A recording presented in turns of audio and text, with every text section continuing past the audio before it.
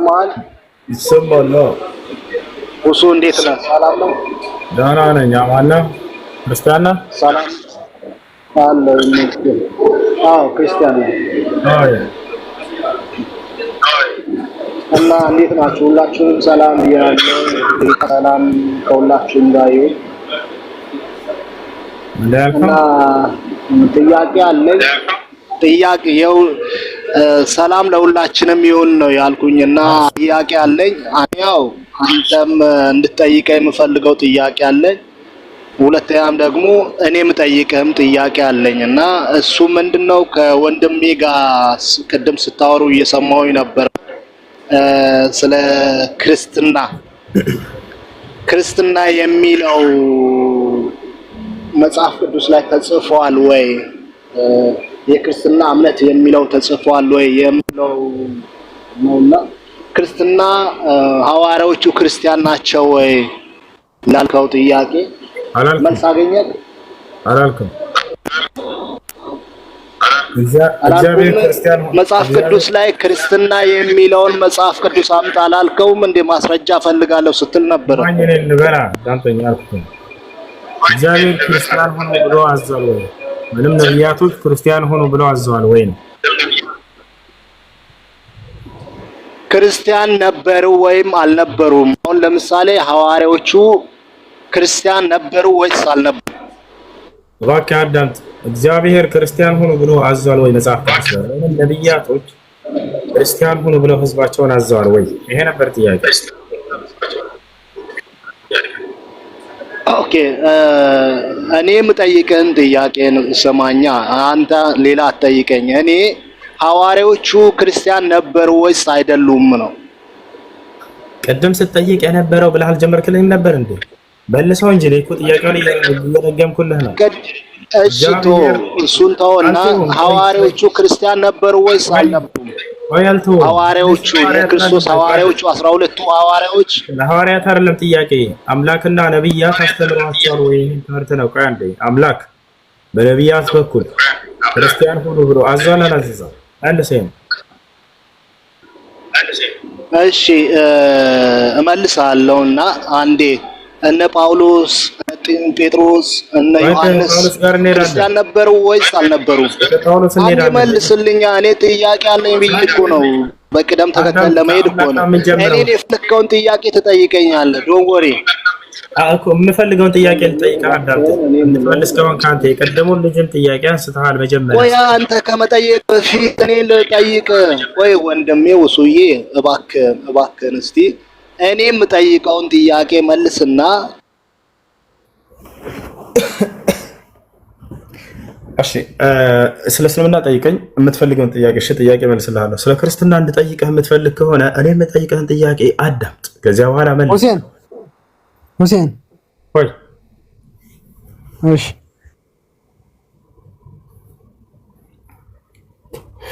አንተኛ ሚውተና ሰከታች ያለው አንቺ ዘለቀ አረፍ በትንሽ። አሎ ታሬ እኔ ነው። አንተ አረፍ እንዳይደክመህ። እሺ ውሃ እየጠጣህ ውሃ ልጋብዝህ አይሻልም? ሻይ ያው ነው ምሽት ነው። ሻይ ምን ይሰራል? ቀህዋ ነው እንጂ ሜሮን አለሽ ከላይ። እኔ ምጠይቅ በቃ ዝም በላከው ነው የሌላከው ተማማ አንመለስክልኝ ጥያቄ ስንጠይቅና እስከመለስ ድረስ የምትፈልገው አንቺ ሚዩት አረከኝ። ጥያቄ ሳትመልስልኝ ጥያቄሽ ምንድን ነው? ቁርአን ላይ ታቦት አለ ታቦት አለ ወይስ የለም? ምን ያልኩክ በቃ ልመልስ። አሁን አዳምጪ። እሺ ሚዩት አድርጊ። አንድ ደግሞ አንተ የምታወራው በቁርአን አስተምሮ የምታወራው ነገር እኔ አሁን አይገባኝም።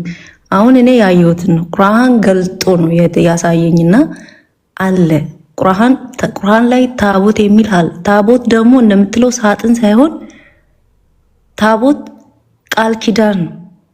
ሳጥን ነው እንዳለኝ ከሆነ ማለት ነው። ካንተ በላይ የሆነ መስጊድ ገብቶ አዛን የሚያደርግ ትልቅ የሙስሊም ሽማግሌ ነው እኔን ይሄን ገልጦ ያሳየኝም ያስረዳኝም። ስለዚህ አንተ ልትክድ አትችልም። ይኸውልህ ባለፈውም የሆነ ጥያቄ ጠይቄ ነበር።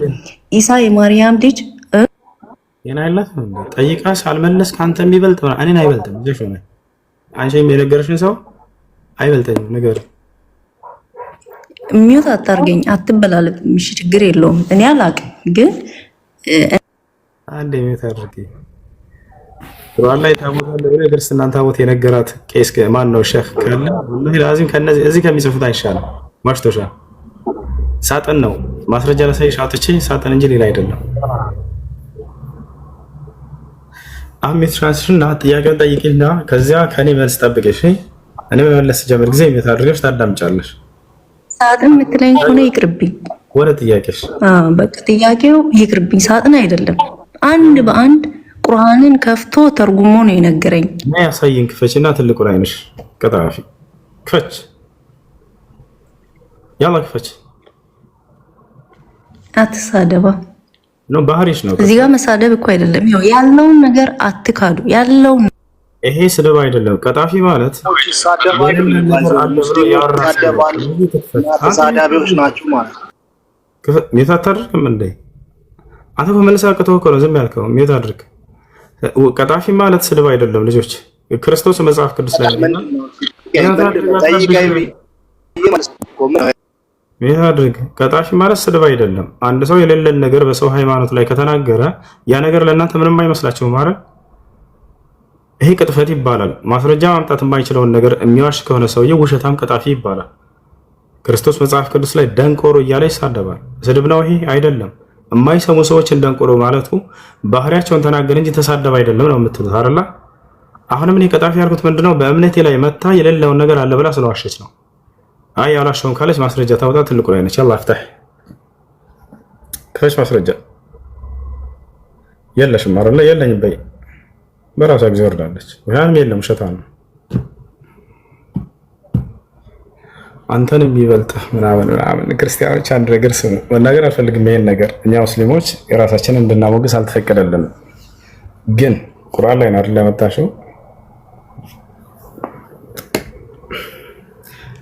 እኔ ቁርአን የቀራሁት ሰነድ አለኝ ከነብዩ ሰለላሁ ዐለይሂ ወሰለም ጋር የኔ አቅሪ እያለ እስከ ነብዩ ሰለላሁ ዐለይሂ ወሰለም ጋር የሚደርስ የሆነ ሰነድ አለኝ ከፈለጋችሁ አውጥቼ አሳያችኋለሁ አንቺው ታመጫቸው ሰው ወይንም የሚነግሯቸው ሰዎች የላቸውም በእርግጠኝነት ሰነድ የሚባል ነገር ታውቃላችሁ እስከ ነብዩ ሰለላሁ ዐለይሂ ወሰለም ጋር ሰንሰለት ያለው ቂራአት አለኝ እኔ ያተቻለ አይደል ያ ይሄ ቁርአን ዛሬ የምናነበውን እኔ ያፈዝኩት ምናልባት እናንተ የዛኔ የዛሬ 15 ዓመት 14 6 ዓመት ህፃን እያለሁ ነው የሸመደድኩት በሙሉ ቁርአን ላይ ስንት ቦታ እንዳለ ታቦት የሚለው ቃል አውቃለሁ ሁለት ቦታ ይገኛል አንደኛ በሱረቱል በቀራ ሁለተኛ ሱረቱ ጣሃ ላይ ይገኛል ገዛቻለ አይደል በሁለቱም ቦታ ላይ ሳጥን እንደሆነ አላህ Subhanahu Wa Ta'ala ይናገራል አለቅذ فيه في التابوت ይላል በሱረቱ ጣሃ ላይ ለምሳሌ ለሙሴ እናት አላህ Subhanahu Wa Ta'ala ሲያናግራት ልጅሽን በሳጥን ውስጥ አድርጊውና ጣዩ በውሃ ውስጥ ይላታል ታቦት የሚለው ቃል ሳጥን እንደሆነ ላሳያችሁ ነው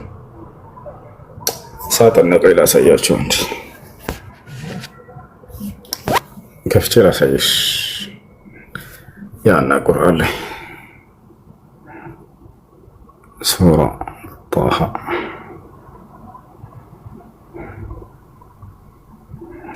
ያና ታያችኋል ምን ይላል አረበኛው ላይ አንቅذ فيه في التابوت ይላል አንቅذ فيه في التابوت ህፃኑን በሳጥኑ ውስጥ ጣዩ ምን ማለት ነው ታቡት ማለት ያው ታቡት ይላል አረበኛው ላይ ታቡት ማለት ነው ሳጥን ማለት ነው ህፃኑንም በሳጥኑ ውስጥ ጣዩ ማለት እርሱንም ሳጥኑን በባህር ላይ ጣዩ ያታሻለ አይደል ታቦት ማለት ሳጥን ማለት እንጂ እነሱ ያሰቡት ምንድነው በክርስትና ላይ ታቦት አለ አይደል ያንን ታቦት ብለው እኮ አስበዋል የለም ሳይፈልገችው ልክ የምትፈልገው አይምሮ ላይ ያለውን መልስ ጠብቃ ነበር ከኔ ያዛ ይሆንላት ሲቀር ጊዜ ከአንተ የሚበልጥ ነው ገለመሌ ምናምን እሺ ጥያቄ ያለው ክርስቲያን ካለ መጠየቅ ይችላል መልስ መለስ ሰው ከሞተ ወደ ይገባል ማግባት ክፉ ነገር ነው ወይስ መልካም ነገር ነው እንግዲህ ጋብቻ ስጋዊ ነገር ስለሆነ መውለድም መዋለድም ይመጣል በጋብቻ ላይ በሰማያዊ ኑሮ ግን እንደ መላእክት ስለሚቆም ማለት ነው ስለዚህ ስጋ ይበሰብታል በምድር ላይ ይቀራል ላ ስጋም ይነሳል አብሮ ይነሳል። ከዛ ወዲያ ያን አንድ መልስልኝ። አሁን እየጠየኩህ ስጋም ይነሳል፣ ስጋም ይኖራል ከዛ በኋላ። ትክክል። ስለዚህ ሰላም ጤና ይስጥልኝ። ይቅርታ እኔ ሰዓት የለኝም፣ ግን አሁን እሷ ያለችዋን ከእንደ ቪዲዮ ከእንደ ሙሉ እኔ ላንተ በውስጥ መስመር ልካለሁ። ልጅቷ ያለችው እዚህ ስላልመቸኝ ነው። ኦኬ እዚህ ሲመቸኝ ቀጠሮ ያዘኝና እኔ ራሴ ከእንደ በውስጥ ይልካለሁ። እኔ በውስጥ ወሬ አልፈልግም ከሱ ከእምነት በእውነት ጉዳይ ላይ ፊት ለፊት የሚያናግረኝ ሰው ነው የምፈልገው። ወንድ ልጅ ነኝና ሙስሊም ነኝ። በዛ ላይ ፊት ለፊት የሚያናግረኝ ሰው በጣም ደስ ይለኛል።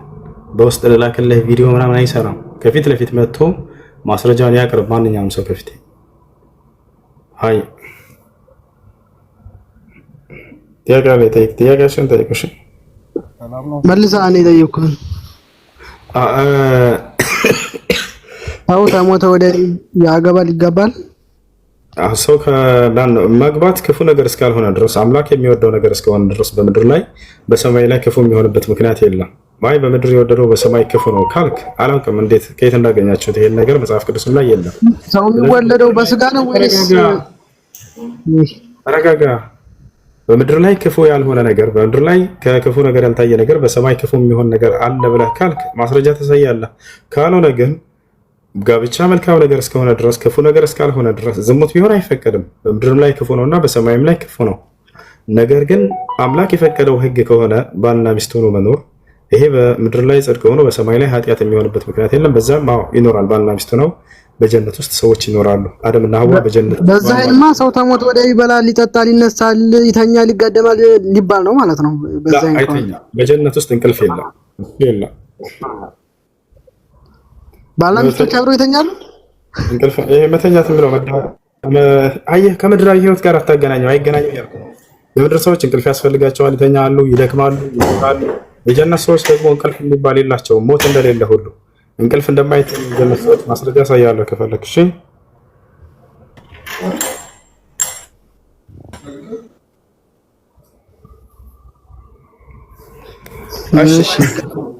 አንዴ ልጅቷ ጠየቀች። ደግሞ ሌላኛውን ሱረቱል በቀራ ላይ ያለውን ሳጥን እንደሆነ ላሳያቸው። ታቡት ነው ሳጥን እንደሆነ ይሄን እንግዲህ ይሄን ነው ተመልከቱ። ነቢያቸው ለእነርሱ የንግስናው ምልክት ከቤታቸው የሆነ እርጋታ የሙሳ ቤተሰብና የሃሩን ቤተሰብ ከተውትም ቅርስ በውስጡ ያለበት መላእክት የሚሸከሙት ሆኖ ሳጥኑ ሊመጣላቸው ነው። ያው ታቡት የሚለው የአረበኛ ቃል ትርጉም ምንድነው?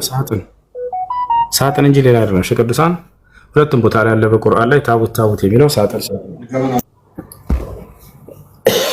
እሺ ከመሐመድ ውጪ እስልምና ይሰበከዋል ወይ ብዬ ነበር። ይሄንን አብራራልኝ እስቲ። ከነቢዩ መሐመድ ሰለላሁ ዐለይሂ ወሰለም ውጭ እስልምናን የሰበኩ በርካታ ነቢያቶች አሉ። ከነዚያ መካከል አንደኛው ኢየሱስ ክርስቶስ። እሺ ማስረጃ አስተሽ ወኢዛ አውሐይቱ ኢለል ሐዋሪይን አን አሚኑ ቢ ወቢረሱሊ ቃሉ አመና ወሽሀድ ቢአንና ሙስሊሙን ይላል። ሐዋርያቶች ቃል በቃል እኛ ሙስሊሞች ነን ብለው ይናገራሉ። ሱረቱል ማኢዳ ምዕራፍ 5 ቁጥር 111 በሱራ አል-ኢምራን ላይ ልክ ነው። አንድ የሚፈርቅ ልጨርስ ባካችሁ። መጀመሪያ አታገናኘው። ኢየሱስ ክርስቶስና በሙስሊሞች ያለው መሲህ የሚሉት አንድ አይደሉም። ከይቅርታ ጋር ወርደህ ብታዳምጥ ለአንተ የተሻለ ነው። ወላሂ እዚህ መቀመጥህ እየጎዳህ ነው። ትጠይቅና ያቋርጣል፣ ይጠይቅና ያቋርጣል። ልክ መልስ ሲጀምር። እሺ እየው ቀጥል። ጥያቄ ጠይቃችሁ መልስ ሲጀምር አታቋርጡ። ልክ ሁለት ንግግር ስናገር ቶሎ ይናገራሉ። እሺ ሁሱ እኔ የምጠይቅ ጥያቄ ምንድነው? አሁን ለምሳሌ አንተ ኢየሱስ ክርስቶስን ብለሃል አይደል? አሁን ለምሳሌ አንተ አሁን ታምናለህ ኢየሱስ ክርስቶስ ታምራትን ሰርቷል ብለህ ታምናለህ? ለምሳሌ ሞተን አስነስቷል። አምላኩ በእርሱ በኩል ሲያደርግለት እንደነበር አምናለሁ። እኛ ታምናለህ? አምላክ በእርሱ በኩል እነዚህን ሁሉ ተአምራቶች ሲያደርግለት እንደነበር አምናለሁ። እርሱ ግን ከራሱ አንዳች ሊያደርግ እንደማይችል አቅም እንደሌለው አምናለሁ። እሺ ይሄንን ደግሞ ነብዩ መሐመድ የሰራውን ታሪክ እስቲ ንገረኝ። ምን ሰርቷል? እስቲ በጣም ጥሩ ተአምራቶችን ለማለት ፈልገህ ነው? አዎ የጠየኩም እሱ ነው። ነቢያችን ሰለላሁ ዐለይሂ ወሰለም በርካታ ተአምራቶችን አድርገዋል በጊዜያቸው። ለምሳሌ ጨረቃን መክፈል ይመስል ማስረጃ ጃአ ፊል ቡኻሪ أن أهل مكة سألوا رسول الله صلى الله عليه وسلم وقال يا رسول الله نريد أن ترينا آية أو سألوا أهل ما سأل أهل مكة أن يريهم آية فأراهم انشقاق القمر مرتين የመካ ሰዎች ነብዩ መሐመድ ሰለላሁ ዐለይሂ ወሰለም ጠየቋቸው። እውነትን ነው አንተ እንደምትለው የአምላክ መልእክተኛና ነብይ ከሆንክ ነብያቶች ተአምራትን ያደርጉ ነበርና ተአምር ሰርተህ እንድታሳየን እንሻለን አሏቸው። ነብያችን ሰለላሁ ዐለይሂ ወሰለም ጨረቃን ከፍለው አሳዩአቸው ይላል። ጨረቃን ከፍለው አሳዩአቸው።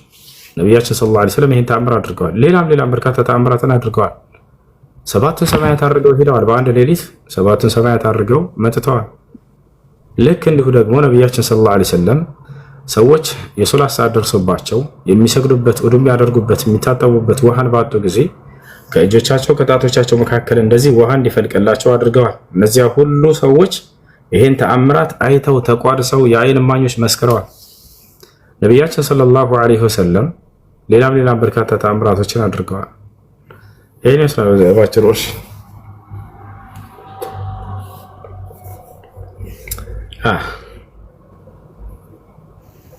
አዮ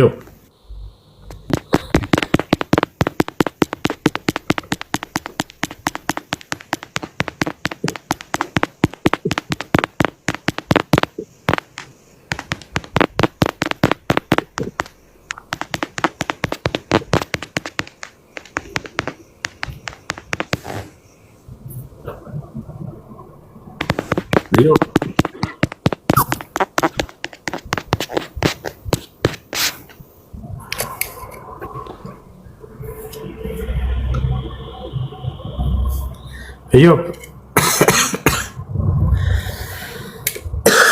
እሺ፣ አቤላ ከላይ እየወራ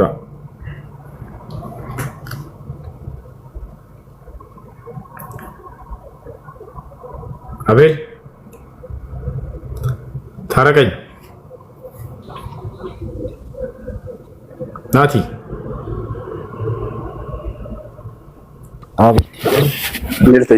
ሰላም አለይኩም ወራህመቱላሂ ወበረካቱ። ወአለይኩም ሰላም ወራህመቱላሂ ወበረካቱ።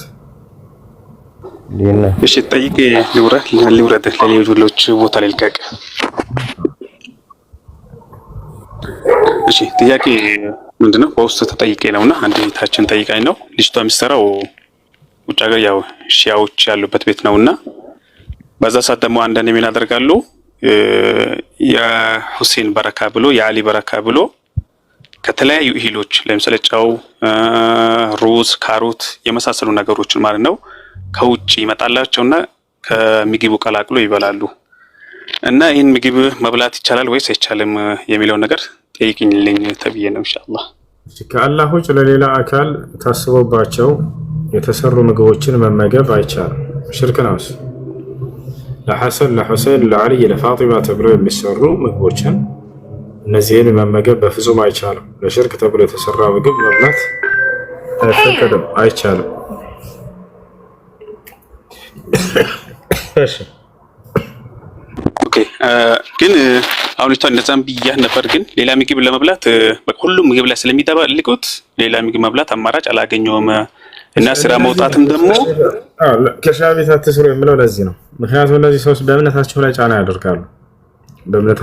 ያደርጋሉ። ለአጠቃላይ ግን ሌላ ምንም አማራጭ ከሌላት ልጅቱ ሌላ ምግብ የማታገኝ ከሆነ ለህይወቷ በጣም አስጊ ከሆነ የዛኔ ነፍሷን ለማትረፍ ያክል ብትበላ ወንጀል አይሆንባትም። አላህ ሱብሓነሁ ወተዓላ በቁርአን ላይ حرمت عليكم الميتة والدم ولحم الخنزير وما أهل لغير الله به والمنخنقة والموقوذة والمتردية والنضيحة وما أكل السبع إلا ما ذكيتم وما ذبح على النصب وأن تستقسموا بالأزلام ذلكم فسق اليوم يئس الذين كفروا من دينكم فلا تخشوهم واخشون እያለ ይናገራል። እርም የተደረጉ የስጋ አይነቶችን የምግብ አይነቶችን አላህ ከተናገረ በኋላ ነገር ግን ሰውየው ህይወቱ በጣም አስጊ ሁኔታ ላይ ከሆነ ነፍሱን ለማትረፍ ያክል ቢበላ እንደ ኃጢአት አይሆንበትም ብሎ ተናግሯል። አሁንም በዛ ቅያስ الضرورات تبيح المحظورات የሚል ቃዒዳ ዑለሞች ከዚያ አውጥተዋል። አስቸጋሪ ነገራቶች የተከለከለ ነገር እንዲፈቀድ ያስገድዳሉ። የዛኔ ነፍሷን ለማትረፍ ያክል ብትበላ እንደ ወንጀለኛ አትሆንም። እስከዚያ ድረስ ግን በቻለችው አቅም ሌላ ቦታ ስራ ፈልጋ ለመስራት ትሞክር። አላህ አለ። ማርሃባሱ ጀዛከላህ ኸይረን ግልጽ ነው። እሺ እናት ይገኛል ነው ሰላም። ኦኬ በመጀመሪያ ጥያቄ ለኔም ጠይቀኝ ጥያቄ ምን አልከኝ? ለኔም ጠይቀኝ ጥያቄ ካለ ልመልስ በቅድሚያ ብዬ ነው የምጠይቀው ስለተል እሺ ክርስቲያን ለምን ክርስቲያን ሆንክ? ነቢያቶች ክርስቲያን ሆኑ ብለው አዘዋቸዋል ወይስ እግዚአብሔር ክርስቲያን ሆኑ ብሏቸው አዘዋቸዋል? አይ እኛ ክርስቲያን ተብለን ታዘናል። አሁን ለምሳሌ ምን መሰለህ ክርስቲያን ሁላችሁ ታዘዋል ማለት ጌታ ኢየሱስ ክርስቶስ ሰማይና መሬት የፈጠረ ነው። ጨረስክ? ሌላ ማለት ጨረስክ? ኧረ በስመ አብ አቲ ወይ አይሰማም? ይሄ ነው መልሱ ወይ ጨረስክ ወይ? ያመጣ ነገር የለም። እግዚአብሔር ክርስቲያን ሆኖ ወይንም ክርስትና እምነትን ተከተሉ ብሎ ያዘዘበት ቦታ አለ ወይ ነው ጥያቄ። አሁን አንተ ለምሳሌ ጥያቄ ቢጠይቅህና አንተ ሙስሊም ነን ሚል የታዘዘልህ? አዎ ቃል በቃል አምላክ አላህ ሙስሊም ሁን ብሎኛል። እኔ ልክ እንዲሁ በአንጻሩ አንተ እግዚአብሔር ክርስቲያን ሁን ብለሃል ወይ ነው ጥያቄ። እስልምና ሃይማኖት ከተመሰረተ ስንት ዓመት ነው ያደረገው? ወደሱ ወደ ዓመቱ እንመጣለን። ግን አምላክ አላህ ክርስቲያን ሙስሊም ሁን ብሎ አዘሃል ወይ ላልከው አዎ አለ። ከዛ በፊት እስልምና ነበረ ብለህ መረጃ ስታንድ መረጃ ስጠኝ። እንመጣለን ወደሱ። ቆይ አሁን ክርስትና መጽሐፍ ቅዱስ ላይ ስንሄድ ጊዜ አንዲት ቦታ ላይ ክርስቲያን ሆኖ ብሎ እግዚአብሔር አላዘዘም። በቁርአን ላይ አላህ ሙስሊም ሆኖ ብሏቸዋል ወይ ብለሃል? አዎ ቃል በቃል ሙስሊም ሆኖ ብሎኛል። አንተ ግን ክርስቲያን ሆኖ ያለብህ ቦታ ሳይኖር ነው ክርስቲያን ሆንክ። አምላክ ሲያዝህ እንዴት ክርስቲያን ሆንክ ነው ጥያቄ። መጀመሪያ የተፈጠረ ፍጥረት እኮ መጀመሪያ እስልምና ተብሎ የተፈጠረ ሃይማኖት የለም። እባክህን ክርስቲያን ሆኖ ብሎ የታዘዘበት ቦታ አለ ወይ? እኔ ቃል በቃል ሙስሊም ሆኖ ብሎ የታዘዘበት ቦታ እንዳለ ላሳየህ ነው። አብሽር እንዳፈራ መጽሐፍ ቅዱስ እግዚአብሔር ክርስቲያን ሆኖ ብሎ ያዘዘበት ቦታ አለ አለ። በእኔ ያመነ ይድናል ማለት ምንድነው? አልጠየቅኩህም። ክርስቲያን ሆኖ ብሎ ያዘዘበት ቦታ አለ ወይ እግዚአብሔር? አዎ እያልኩ እኮ ነው። የት አለ? ምዕራፍና ቁጥር ስትል በእኔ ያመነ ሁሉ ይድናል አለ። ይሄ ክርስቲያኑን ማለት ክርስቲያን ሆኖ ብሎ እግዚአብሔር ያዘዘበት ቦታ አለ ወይ? ይሄ እኮ ጥያቄ አይደለም እየጠየቀኝ ያለው እና ምንድነው? አሁን ምንም መልስ የሌለው ጥያቄ መጠየቅ እኮ መልስ የሌለው ጥያቄና አመሰግናለሁ። መልስ የለም። እኔ በዚሁ አንፃር ጠየቀኝ። እሱ ግን ቅድም እሺ በአንተስ ሙስሊም ሁን ብሎ አዘዋል ወይ አላህ አለ። አያችሁት አይደል? አዎ አለ ስለው መልስ እንዳለው ሲያውቅ ጊዜ ምን አለ? ይሄ ግን ጥያቄ አይደለም ለኛ። እኔ ቃል በቃል አምላክ አላህ ወላ ተሙቱነ ኢላ ወአንቱም ሙስሊሙን ይላል። አደራ እናንተ ሙስሊሞች ሆናችሁ እንጂ እንዳትሞቱ እያለ አምላክ አላህ ቃል በቃል ራሱ ይናገረናል። እግዚአብሔር ግን አንዲትም ቦታ ክርስቲያን ሆኖ አላለም። ይሄ ነው። እሺ ወደ ነብያቶች ስንሄድም ነብያቶች ቃል በቃል ሙስሊም ሆኖ እያሉ ያዙናል። ለነገር ግን መጽሐፍ ቅዱስ ላይ አንድ ነብይ ክርስቲያን ሆኖ ያለ ነብይ የለም፣ በፍጹም አይታወቅም። ስለዚህ አምላክና ነብያቶች የማያውቁት ከሆነ ይህ እምነት ሰይጣናዊ እምነት እንጂ የአምላክና የነብይ እምነት ሊሆን አይችልም፣ በፍጹም ከይቅርታ ጋር ማለት ነው። አምላክና ነብያቶች ናቸው እምነትን ሊደነግጉልን የሚገባው። ነገር ግን አምላክም ነብያትም ያልደነገጉት ያላዘዙበት አምላክም ክርስቲያን ሆኖ አላለ። አምላክም ነብያቶችም የአምላክ ነብያቶችም ክርስቲያን ሆኖ አላሉ። በእኛ ግን ይሄ ቃል በቃል ይሄን ጥያቄ ብታመጣ አምላክ አላህ ቃል በቃል ሙስሊም ሆኖ ብሎናል። ነብያቶችም ቃል በቃል ሙስሊም ሆኖ ብለውናል። ያዕቆብ ምን አለ? ወያዕቆብ ያ በንየ ኢነላህ አስጠፋ ለኩም ዲነ ፈላ ተሙቱና ኢላ አንቱም ሙስሊሙን ይላል። አደራ ሙስሊሞች ሆናችሁ እንጂ እንዳትሞቱ እያለ ያዕቆብ አለይሂ ሰላም ያዛል። ነብያቶችም ቃል በቃል እኔ ሙስሊም ነኝ እያሉ ይናገራሉ። አንድ ነብይ ግን መጽሐፍ ቅዱስ ላይ እኔ ክርስቲያን ነኝ ያለ የለም። ለታሪክ ኖህን ብንወስድ በሰማይ ሙስሊም ይላል። ኡሚርቱ አን አኩነ ሚነል ሙስሊሚን ይላል። እኔ ከሙስሊሞች እንደሆን ታዘዝኩ እያለ ይናገራል። ይሄ ጥያቄ ቀጥታ መጽሐፍ ቅዱስ ላይ ብንወስደው መልስ የለውም። አንዲትም ቦታ እግዚአብሔር ክርስቲያን ሆኖ አላለም። ነብያቶችም ክርስቲያን ሆኖ አላሉም። አንድም ነብይ እኔ ክርስቲያን ነኝ አላለም። አንድ የመጽሐፍ ቅዱስ ጸሐፊ እንኳን አንዲትን ነብይ ለታሪክ ጠቅሶ ሙሴ ወይንም አከሌ ነብይ ክርስቲያን ነው የሚል የለም። ነገር ግን አብርሃም ሙስሊም ነው የሚል ቃል በቃል ታገኛለህ። መካነ ኢብራሂም የሁዲየን ወላ ነስራኒየን ወላኪን ካነ ሐኒፈን ሙስሊማ። አብርሃም ሙስሊም ነበር። አራት ነጥብ ቃል በቃል አብርሃም ክርስቲያን ነበር ወይ ሙሴ ክርስቲያን ነበር የሚላለው የመጽሐፍ ቅዱስ ላይ አንድ ነብይ የለም። ወፍ የለም። ከአምላክም ከነብያትም ዘንድ እውቅና ከሌለው ይህ እምነት መለኮታዊ እምነት ሳይሆን ሰይጣናዊ እምነት ነው። ከዚህ እምነት ውጡ፣ ወደ ነብያት ወደ አምላክ መንገድ ተመለሱ። ጥያቄ አለ፣ ይቀጥል። እሺ እኔ ልቀጥልና እሺ አሁን እኔ እንደራሴ ፕሮቴስታንት ነኝ እና በፕሮቴስታንትም በሐዋርያትም በኦርቶዶክስ እምነትም እና በእንትንም በእስልምና ማርያም ኢሳን በእናንተ ኢሳን ወልዳ በረት ውስጥ እንደተወለደች እንትን እንዳለች አለ። በቃ አስተዳደጉ ምናምን አንድ ነው። በፕሮቴስታንትም ብትሄድ አስተዳደጉም ሁሉም ነገር አንድ ነው እና የሚለያየው መጨረሻ አካባቢ አሁን በእኛ በፕሮቴስታንት ኢየሱስ ክርስቶስ ተሰቅሏል እንደዚሁ ይላል። ደግሞ በእንትን አሟሟቱን ግልጽ ብታረግልኝ ነው። እኔ በእስልምና በኩል የኢሳን አሟሟት ግልጽ ብታረግልኝ ነው። መልካም እሺ። ኢሳ አለይሂ ሰላም ከድንግል ማርያም ማንም ወንድ ሳይነካት ተአምራዊ በሆነ መንገድ አምላካችን አላህ ሱብሓነሁ ወተዓላ አስገኝቶታል። አሟሟትን ነው ልጅ የፈለገው። እንደኛ እንደ አምላካችን አላህ ሱብሓነሁ ወተዓላ ቀጥታ ሲነግረን ወማ ቀተሉሁ ወማ ሰለቡሁ ወላኪን ሹቢሀ ለሁም ይላል። ከመጀመሪያ ታሪኩን ልንገራችሁ። አይሁዶች እርሱን ለመግደልና ለመስቀል አሴሩበት።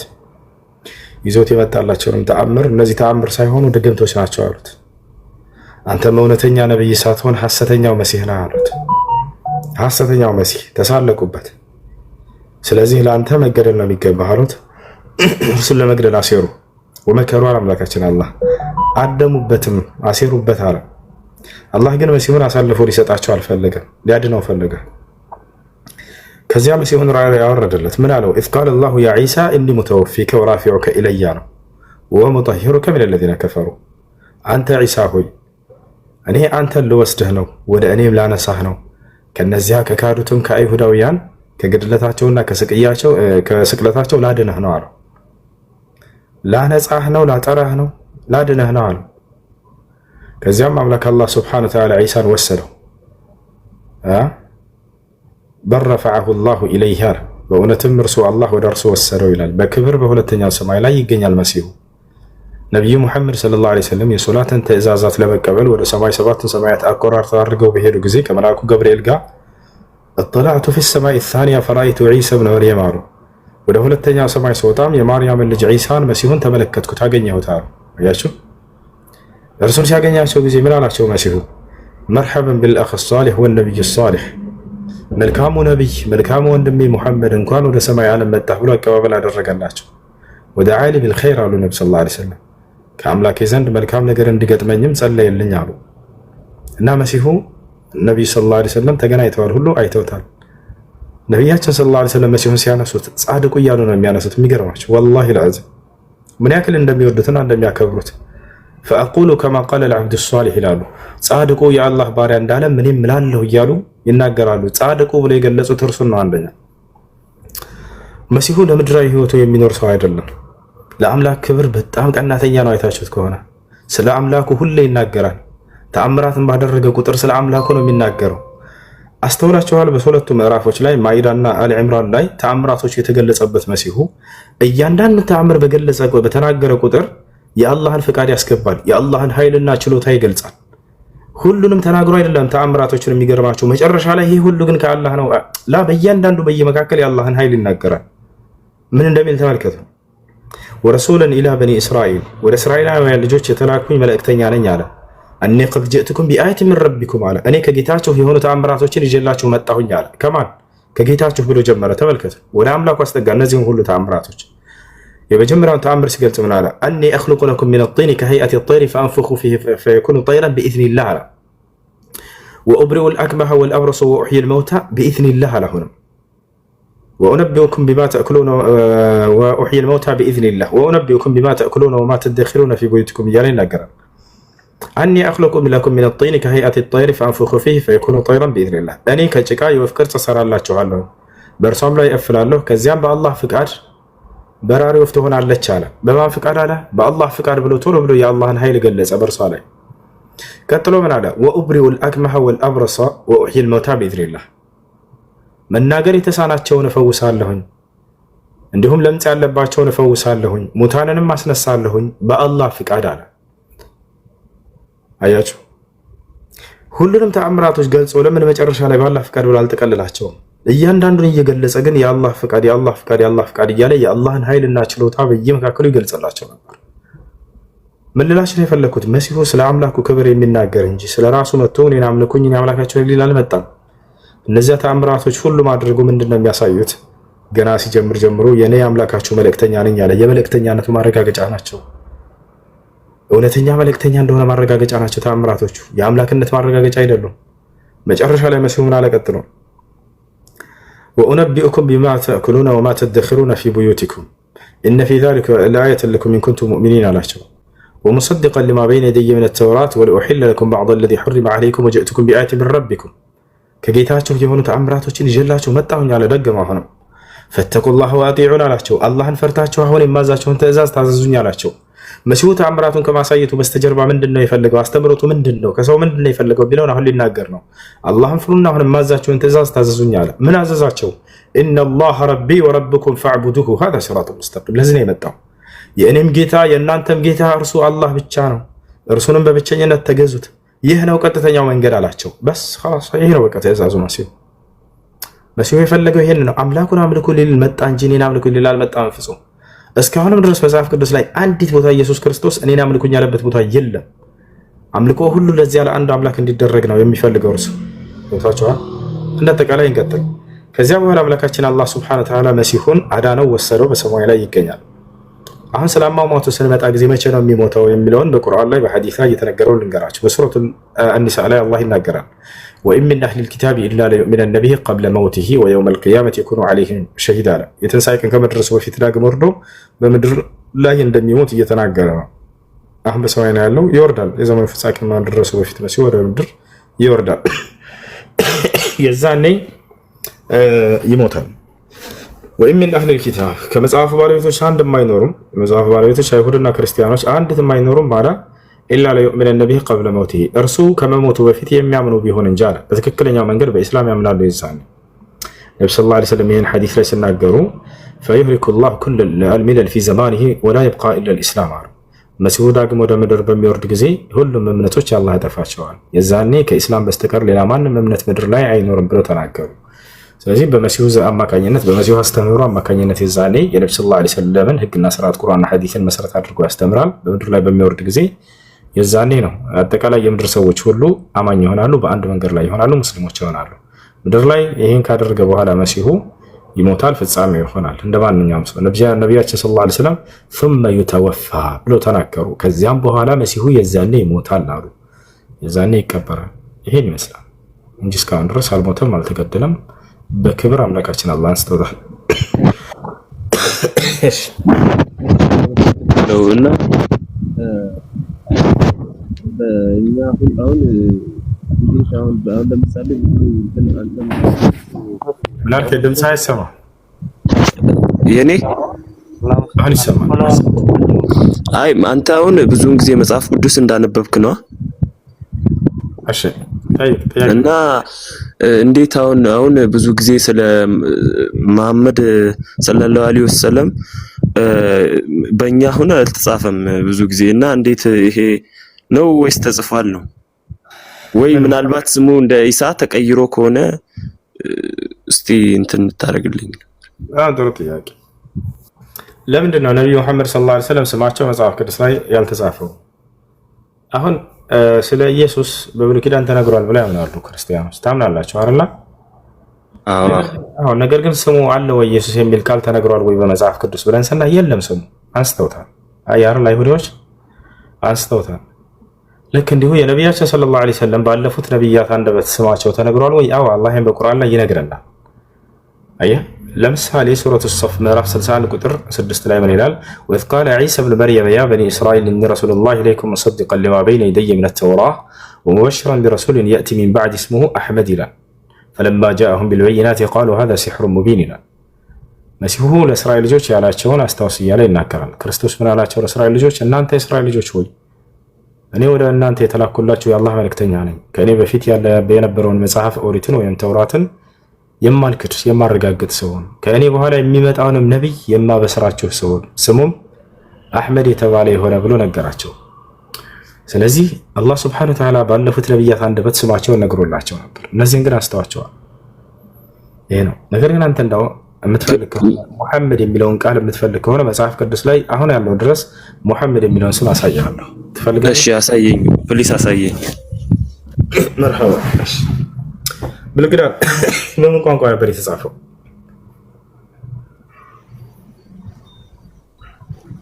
ብሉይ ኪዳን በምን ቋንቋ ነበር? በዕብራይስጥ ነው የተጻፈው አይደለ? አሁን ባይብል ላይ እንገባለን።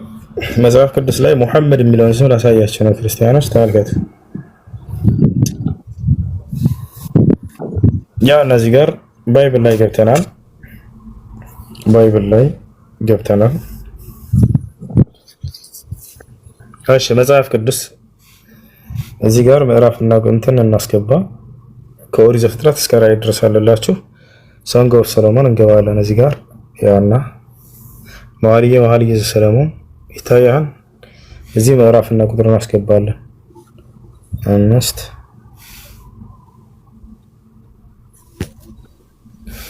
16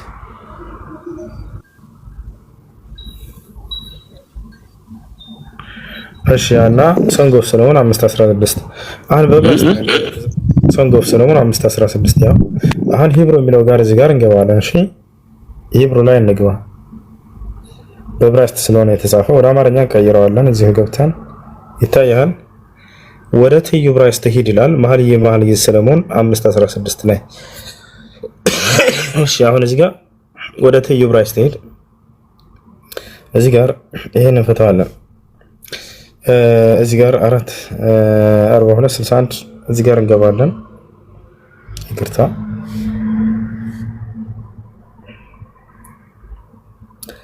እዚህ ጋር እንገባለን።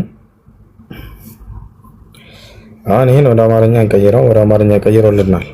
ወደ ታች እንወርዳለን። ምንድነው ይሄ ከተባለ ስም ነው። የንግግር ክፍል ይላል ስም ነው። ለዚያም የወንድ ልጅ ስም ነው። ማን እንደሆነ ወደ ታች እንመልከት። እንውረድ።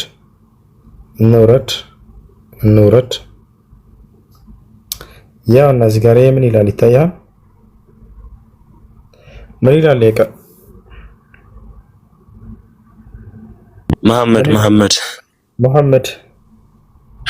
መሐመድ የት ላይ? ባይብል ላይ መሐመድ በዕብራይስጥ ምን ማለት ነው? እሱ ያዘው እኮ እንትኑን አንብብልኛ፣ ጥቅሱን አንብብልኝ። አጭበርባሪ ያይሰደው አያችሁ አይደለ? ከታች አለ። አንተ አይደለም ሁሴን ሰላም ነው። ቆይ አንዴ። እሺ አሁን እንደና የመጣ ነው ሙሐመድ የሚለውን ቃል አሳይ ነው አይደለ? ልክ መጽሐፋቸው እንደሆነ ያውቃሉ። ከመጽሐፋቸው ነው። አዎ መጽሐፉ እንደሆነ በጣም አውቄያለሁ፣ አይቼዋለሁ፣ ተረድቻለሁ። ግን ጥቅሱን ብታነብልኝ በጣም ደስ ይለኛል። እሺ አስተዋጽኦሽ በጣም ግልጽ እንዲሆንልኝ ማለት ነው። አዎ ሙሐመድ የሚለውን ስም አሳይ ነው ያልከው። ሙሐመድ የሚለውን ስም አሳየው። ቀጣይ ጥያቄ ምንድን ነው?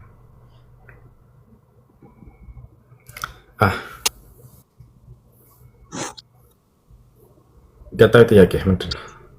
አይ እኔ ያው ራሱ ነው አትልም፣ በቃ አስረድተኛል። ግን እንትኑን ግልጽ አድርገህ እንትን ብትልልኝ ደስ ይለኛል፣ ጥቅሱን ማለት ነው። እሺ ጥቅሱን ላስረዳ። አማርኛው ላይ መቼም አማርኛው ትርጉም መጽሐፍ ቅዱስ ኢትዮጵያ ክርስቲያኖች የተረጎሙትን ሙሐመድ ብለው ያስቀምጡላችሁ። ሙሐመድ ብለው ያስቀምጡላችሁ ሰለሙ ማለት ነው። ማነው ይሄ ሙሐመድ ብላችሁ መጠየቃቸው አይቀርም። ግን እኛ የምናግዛችሁ ምንድነው? ወደ ዕብራይስጥ ጋር የመጀመሪያ የእናት ቋንቋው መጽሐፍ ቅዱስ የተጻፈበት ዕብራይስጥ ነው አይደል? አዲስ ኪዳን በግሪክ ተጽፏል አይደል? ቀጥታ እዛ ሄዳችሁ ያንን ወደ አማርኛ ራሳችሁ ቀይሩት። በሰጠናቸው ምዕራፍና ቁጥር ባይብል ብላችሁ ከፍታችሁ እዛው ላይ ስትሉ ጊዜ ሙሐመድ የሚል ቃል በቃል ይገኛል። አሁን እዚያ ላይ ያለውን ተርጉምልኝ፣ እንደው ምን ለማለት ተፈልጎበት ነው ከተባለ እንመልከት የአማርኛውን መጽሐፍ ቅዱስ እዛ ላይ ያለው ማለት ነው። ምን መሰለህ የሚለው መኃልየ ሰሎሞን ምዕራፍ 5 ቁጥር 16 ላይ ምን ይላል? እሱ ነው አይደል? የአማርኛው እንዳይልህ ነው የፈለከው ወይስ ምንድነው? እዚያው ላይ ወንድ ልጅ ስም እንደሆነ ራሱን ነው። ምዕራፉን እስቲ ንገረኝ፣ ማለት መጽሐፍ ቅዱስን ምዕራፉን ማለት ነው። 5:16 መኃልየ ሰሎሞን። እሺ እሺ ከላይ ክርስቲያን አለ መምህር ሳሚ ሰላም ነው ብራዘር። ዛና ሰላም ይዛል። እንዴት ነው? ሁሉ ሰላም አለን። በጌታ ነህ እንዴ? በጌታ አዎ ነኝ። ምን ነው እንዳታስወጣኝ። ፈታ ብለው እሱ በቃ በጣም ነው የማመሰግነው። ደህና ደሩ። በቃሽ። መልካም አዳር። ሁሴን የሚባል ታላቅ ወንድሜ አለ። ሁሴን ስላገኘው ደስ ብሎኛል። ኦኬ ታላቅ ወንድሜን እንዳገኘው ሙስሊም ነበርክ? ነበር። ከሱ ረጅም ታሪክ ነው። በውስጥ በሌላ መንገድ ብናወራ ደስ ይለኛል። ካልተመቸ ችግር የለም። ሙስሊም ነበርኩ ካልክ ረጅም ታሪክ ነበረ። ያው ስለዚህ ሁሴን የሚባል ታላቅ ወንድም አለኝ። ስላገኘው ደስ ብሎኛል። አይ ወርሽ በቃ ችግር የለም። ካልፈለክ እናወጣጣ። እኔ ሁለት ጥያቄ ልጠይቅህ። አይ ጠይቅሽ። እሺ ዓለም ላይ የነበረው ሃይማኖት ለመጀመሪያ ጊዜ የትኛው ሃይማኖት ነው ዓለም ላይ የነበረው? እስላም። ኦኬ። ያው እኔም ብዙ እውቀት የለኝም። ብዙም ሰው ጠይቄ እሱ ሙስሊም እንደሆነ ሌላ እንደሆነ ሊረዳ ይችላል። እሺ እኛ ሁላችንም ኃጢአት በመስራታችን ወደ ገነት የምንገባበት መንገድ በጣም ጠባብ ናት። እዚህ ዓለም ላይ ያለን 10ሩን ትእዛዝ ያ10ሩን ትእዛዝ አናሟላም ዓለም ላይ ያለን ማለት ነው። ስለዚህ ተናጣታችን ተነበረላችን ዓለም ላይ ወደ ገነት የምንገባበት መንገድ የትኛው ነው? እሺ ወደ ገነት የምንገባበት መንገድ አንዱን አምላክ በብቸኝነት በመገዛት አምላክ አላህ Subhanahu Wa Ta'ala ማስረጃ يقول الله Subhanahu Wa Ta'ala إن الذين آمنوا وعملوا الصالحات لهم جنات النعيم خالدين فيها وعد الله حقا وهو العزيز الحكيم እነዚያ በእኔ አምነው መልካም የሰሩ ሰዎች ለእነርሱ የገነት ጸጋ ተዘጋጅታላቸዋለች እነርሱም በእርሷ ውስጥ ለዘላለም ዘውታሪዎች ናቸው ይላል። وعد الله الذين آمنوا وعملوا الصالحات جنات ይላል ሌላ ቦታ ላይ።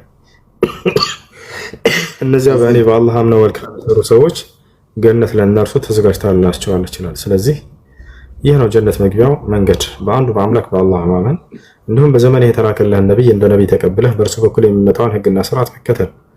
ያ ነው አምላክ አላህ Subhanahu Wa Ta'ala ምን ይላል? በየዘመናቱ ሁሉም ነብይ ለህዝቡ የህይወት መንገድ ነው፣ የእውነት መንገድ ነው፣ የገነት መንገድ ነው። አምላክ በዚያ ነብይ በኩል ህግና ስርዓትን ያወርዳል። ያን ሲከተሉ ጊዜ ሰዎች ይድናሉ። በዚህ ዘመን ከተባለ ነብዩ መሐመድ ሰለላሁ ዐለይሂ ወሰለም ናቸው መንገዱ። ሌላ መንገድ የለም ከእርሳቸው ውጭ። መዳን የፈለገ በእርሳቸው ማመን አለበት፣ በእርሳቸው ነብይነትና በተወረደው ህግና ስርዓት ለማለት ነው። እንዲሁም አንዱን አምላክ በብቸኝነት በመገዛት ማስረጃ يقول الله سبحانه وتعالى واتبعوه لعلكم تهتدون ይላል አላህ በቁርአን ላይ። ቀጥተኛውን ጎዳና ተመሩ ዘንድ እርሱን ሙሐመድን ተከተሉት ይላል። ያሰላም እውነተኛው መንገድ እርሳቸው ናቸው፣ እውነት ናቸው ብሏቸዋል አላህ Subhanahu Wa Ta'ala። وشهدوا أن الرسول حق ይላል። መልእክተኛው ሙሐመድ እውነት ነው ይላል። እርሳቸው ይዘውት የመጡት እውነት ነው ለማለት ነው። እሺ በሌላ ቦታ ላይ قل إن كنتم تحبون الله فاتبعوني يحببكم الله ويغفر لكم الله غفور رحيم ይላል። ሙሐመድ ሆይ ለሰዎች እንዲህ በላቸው አለ፣ አላህን የምትወዱ እንደሆናችሁና ወደ እርሱ መድረስ የምትፈልጉ ከሆናችሁ እኔን ተከተሉ ይበላቸው፣ አንተን ይከተሉ ሰዎች። የዛኔ የእኔ የአላህን ውዴታ ያገኛሉ፣ እንዲሁም የእኔን ምህረት ያገኛሉ አለ። አላህም ይምርላቸዋል በላቸው፣ ገነትን ይገባሉ ከዚያም በኋላ። ስለዚህ ብቸኛው መንገድ በዚህ ዘመን ነብዩ መሐመድ ሰለላሁ ዐለይሂ ወሰለም ናቸው እስከ ዘመኑ ፍጻሜ ድረስ ለሚመጣ ሰው። ኦኬ ሁሴን ተቀብያለሁ። እና አንተ አሁን ሰው ትክክለኛ እውነት እዚሁ ጋር ነው ብለው ሰው ብጠይቅ አንተ የራስን ሃይማኖት ነው እኛ ጋር ነው አለ የምትለው የትኛው ጋር ነው? እስላም ጋር ነው፣ ሌላ ጋር የለም። አይሾ እስላም ጋር ነው። ላሳየህ፣ አሳየኝ። እሺ ቀጥተኛው እውነተኛው መንገድ የትኛው ነው?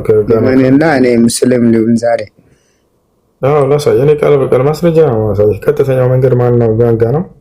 ማስረጃ ላሳየህ። ትክክለኛ እውነት የቱ ጋር ነው ያለው? አይዋ ላሳየህ። ያው እነዚህ ጋር ምን ይላል? አምላካችን አላህ ራሱ ሲናገር ምዕራፍ 3 ቁጥር 19 ላይ አላህ ዘንድ የተወደደ ሃይማኖት ኢስላም ብቻ ነው ይላል። ያሰላም ብቸኛው የሰዎች መዳኛ መንገድ ኢስላም ነው። ከአምላክ ዘንድ የተወደደው ብቸኛው መለኮታዊ ሃይማኖት ኢስላም ነው። ያው ይሄ ላለፉትና ለቀደሙት ነብያት ተደንግጎ እንደነበረም ላሳየህ። ነብያቶች ሁሉ ሙስሊም ሁኑ እያሉ ልጆቻቸውን ሲሰብኩን አላሳየህ። ደግሞ አንዴ ላሳየህ።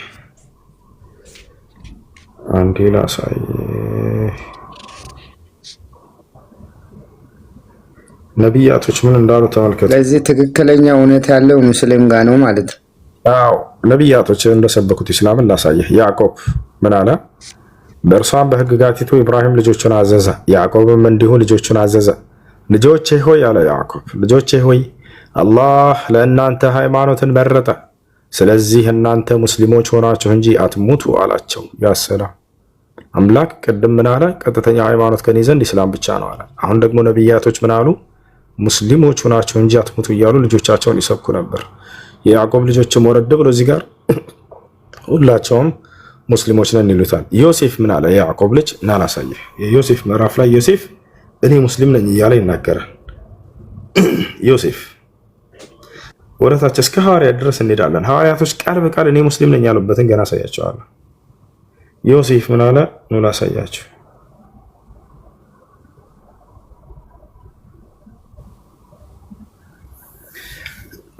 ዮሴፍ ጌታዬ ሆይ ከንግስና በእርግጥ ሰጠኸኝ፣ ከህልሞችን ፍች አስተማርከኝ። የሰማያትና የምድር ፈጣሪ ሆይ አንተ በቅርቢቱና በመጨረሻይቱ ዓለም ረዳቴ ነህ። ሙስሊም ሆኜ ግደለኝ። ያየህ ዮሴፍ ምን አለ? ሙስሊም ሆኜ ግደለኝ፣ በመልካሞችም አስጠጋኝ አለ።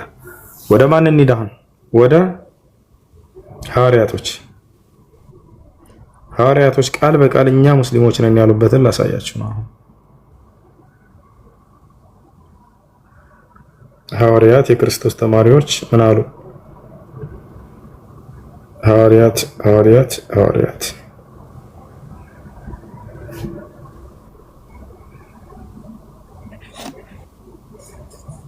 እሺ፣ ያው እና እዚህ ጋር ምን ይላል? ወደ ሐዋርያትም በእኔና በመልእክተኛዬ እመኑ በማለት ባዘዝኩ ጊዜ አስታውስ። ሐዋርያቶች ምን አሉ? አመነን፣ እኛ ሙስሊሞች መሆናችንን መስክር አሉ። ያ ሰላም ምንድነው አሉ? ሙስሊሞች መሆናችንን መስክር አሉ ይላል። ሙስሊሞች እንደሆነ ሐዋርያቶች ቃል በቃል ተናግረዋል። ይህን ይመስላል። እሺ እና አብርሃም እና ይስሐቅ እና ያዕቆብ እነዚህ ሁሉ ሙስሊሞች እንደሆኑ ቃል በቃል ልክ እንዲሁ ላሳያ ይችላል። እና ይህ ነው አምላክ አዞት ነቢያቶች ሰብከውት የኖሩበት ብቸኛው መለኮታዊ ሃይማኖት እንደሆነ ይህን ይመስላል ማስረጃ። አይ ኦኬ ወደ ስራ ከመምጣት ምንድነው ያለው? ስለዚህ ያው ትክክለኛ እውነት ያለው ሙስሊም ጋር ነው ማለት ነው። አዎ እሺ አሁን በእኛ በጴንጤዎች በልጁ የሚያምን የዘላለም ሕይወት አለ የምለው እሷን እስቲ ለኔ በደንብ አብራራልኝ። በእናንተ እሺ በማመን ነው እናንተ የዘላለም ሕይወት ምኖራችሁ? በልጁ ማመን ማለት ምን ለማለት ነው የሚለውን አሁን እንረዳው። እሺ በልጁ ማመን ማለት ክርስቶስ እንደሆነ ማመን ማለት ነው። እሺ ምክንያቱም አይሁዶች ክደው ነበር፣ ክርስቶስ መሆኑን ክደዋል። ክርስቶስ ማለት ኢየሱስ ክርስቶስ ከአምላኩ ዘንድ የተቀባና የተመረጠ መሆኑን የሚገልጽ እንጂ ሌላ ነገር አይደለም። ገብቶሃል አይደል? ያው በሱ የሚያምን የዘላለም ሕይወት አለው ተብሏል። ምን ብሎ የሚያምን? እሺ አንተ የዘላለም ሕይወት የምትመኘው በማ በኩል ነው? በመሐመድ በኩል ነው? አንዴ መጀመሪያ እሱን እንጨርሰው። የመጽሐፍ ቅዱስ በልጁ ማመን ማለት እርሱ ክርስቶስ እንደሆነ ማመን ለማለት ነው። እሺ የተቀባው ወይም ክርስቶስ፣ ይሄ ደግሞ የአምላክነት መገለጫ አይደለም።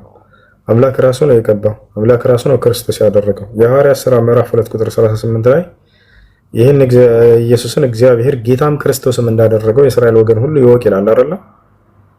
ኦኬ አዎ። ስለዚህ ማዕረግ ነው ይሄ የተሰጠው ማዕረግ እንጂ ሌላ አይደለም። ክርስቶስ መሆኑን ማመን እኛም እናምናለን እኮ። አላህ ቃል በቃል መሲህ ነው ብሎ በቁርአን ላይ ገልጾልናል። መሲህ ማለት ክርስቶስ ማለት ነው አይደል? የተቀባ ማለት ነው። ወቃለ المسيح እያለ በቁርአን ላይ ብዙ ቦታ ላይ መሲህ እያለ ይጠራዋል። የተቀባው መሲህ ነው።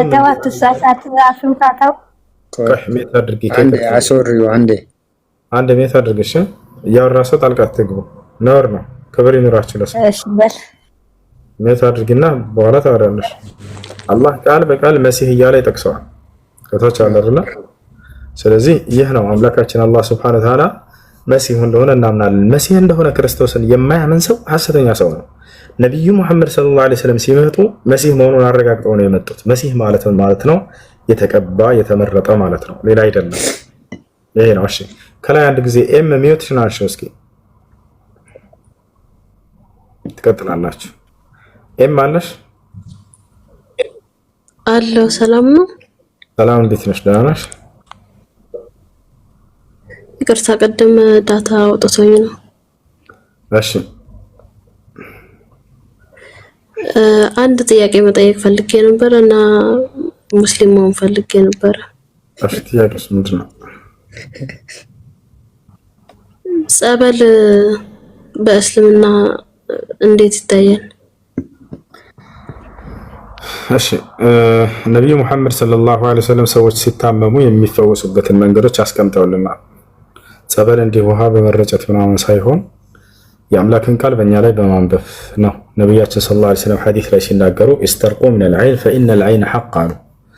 በአይንናስ በሲሕር በጅን በቡዳ ምናምን ለተለከፉ ሰዎች ቁርአንን የአምላክን ቃል አንብቡላቸው፣ በእነርሱ ላይ ቅሩባቸው ብለው ተናግረዋል።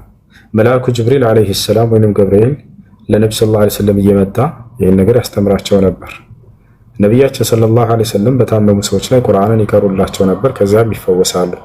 እስካሁንም ድረስ ለአላህ ምስጋና ይገባው። ቁርአንን የሐፈዙ ልጆች የታመመ ሰውን በየአካባቢው እየቀሩ ይፈውሳሉ። ያንን በእርሱ ላይ ያለውን ጋኔን ያስወጡለታል። ይህን ህፃን እያለን እኛ እዚያ ሀገራችን ላይ የምናደርገው ነገር ነበር። ስለዚህ በውሃ ሳይሆን ሰዎችን የምንፈውሰው እኛ ከአምላካችን ዘንድ በነቢ ሰለላሁ ዐለይሂ ወሰለም በኩል በመጣው መለኮታዊ ቃል በዚያ ነው ሰዎች የሚፈወሱት። አላህ በቁርአን ላይ ወኑነዚሉ ሚነል ቁርአን ማ ሁወ ሽፋኡን ሊናስ እያለ ይናገራል። በዚህ በቁርአን ውስጥ ለሰዎች ፈውስ የሚሆንን ቃል አወርዳለሁ እያለ ይናገራል። በሌላ ቦታ ላይ አምላካችን አላህ ሱብሓነሁ ወተዓላ ፊህ ሽፋ እያለ ይናገራል። በእርሱ ውስጥ ፈውስ አለ እያለ ይናገራል። ያ አዩሃ ናስ ቀድ ጃአትኩም መውዒዘቱን ሚን ረቢኩም ወሽፋኡን ሊማ ፊ ሱዱር፣ መድኃኒት የሆነ ፈውስ የሆነ ቃል እያለ ቁርአንን አላህ ይገልጸዋል። እና በእርሱ ነው ሰዎች የሚፈወሱት በአምላክ ቃል።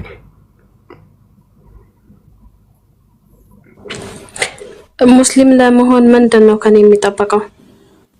ሙስሊም ለመሆን እስካሁን ስናስተምር ሰምተሽ ነበር አይደለ? ስለ እስልምና እየጠየቁ እየተጠያየቀ አምላክ በዚህ ብዙ አልሰማሁም፣ ግን እከታተላለሁ በዩቲዩብ ብዙ ያለው ተመሪያለሁ። ለመሆን ለመጀመሪያ ከተማር ሻሃዳ መያዝ ነው። አንድ ሰው ሻሃዳ በመያዝ መጀመሪያ ወደ እስላም ይገባል። ሻሃዳ ማለት የምስክር ቃል ነው። ምስክርነቱም ስለ አምላክ ነው። አምላክ አላህ ሱብሓነሁ ወተዓላ እርሱ ብቸኛ አምላክ እንደሆነ፣ በእርሱ ላይ ቅንጣት ሌላ አጋር እንደሌለው በማመን ነው። የነቢያት ሁሉ የመጀመሪያው ትዕዛዝና መሰረት ይሄው ነበር። ስለ አምላክ አንድነትና ብቸኝነት ያስተምሯቸዋል። በዚያም ሻሃዳ የሚባል ቃል ይይዛሉ። ያ ነው። ከዚያ በኋላ ለዚህ ላመንሽውና ለመሰከርሽው ለአንዱ አምላክ እየተገዛሽ የህይወትሽን ቀሪ ዘመን መኖር። ይሄን ይመስላል። ከሰለምኩ በኋላ ቤተሰቦቼን ጸሎት አድርጉልኝ ማለት እችላለሁ? እነሱ ጸሎት የሚያደርጉ ወደ መስጊድ ነው። እባክህ ሚውት አድርግ። ሰው እያወራ ጣልቃ አትግቡ። አንዴ እሺ። በሌላ እምነት ተከታዮችን ጸሎት ማስደረግ ይቻላል ወይ ወደምለው ስንመጣ ቤተሰቦች ክርስቲያን ከሆኑ መቼም ወደ መሲሁ ነው ጸሎት የሚያደርጉት። መሲሁ ደግሞ ከነቢያቶች መካከል አንድ የተከበረ ነቢይ ናቸው ብለን ነው የምናምነው። ነቢይን መለመን አይቻልም በኢስላም። ስለዚህ ማንም አካል ከአምላክ ከአላህ ሱብሓነሁ ወተዓላ ውጭ ሌላን አካል ለምነው ጸሎት ቢያደርግልን እሱ አሚን ማለት አይቻልም። ነገር ግን አንዱን አምላክ አላህን በብቸኝነት እርሱን እየጠሩ ጸሎት ቢያደርጉልን አሚን እንላለን። እዛኔ ችግር የለም። እሺ ሻሃዳ መያዝ እፈልጋለሁ። እሺ ምን ቃል አብረሽ የተከተልሽ? እሺ አሽሀዱ አላ ኢላሃ ኢለላህ ወአሽሀዱ አነ ሙሐመደን ረሱሉላህ። ማሻአላህ ለአላህ ምስጋና ይገባው። ከዚህ በኋላ ሙስሊም ነሻል። አሁን ያልሽው ቃል የሸሃዳ ቃል ወይንም የምስክር ቃል ይባላል። ትርጉሙ አሽሀዱ አላ ኢላሃ ኢለላህ ማለት እነሆ ከአንዱ አምላክ ከአላህ በስተቀር በእውነት የሚመለክ ሌላ አምላክ የለም ብዬ መሰክራለሁ ማለት ሲሆን አሽሀዱ አነ ረሱሉላህ ማለት አስገድዛት ነው ወይ አምና ነው የተቀበለችው? አላህ መልእክተኛና ነብይ ናቸው ብዬ መሰክራለሁ ማለት ነው።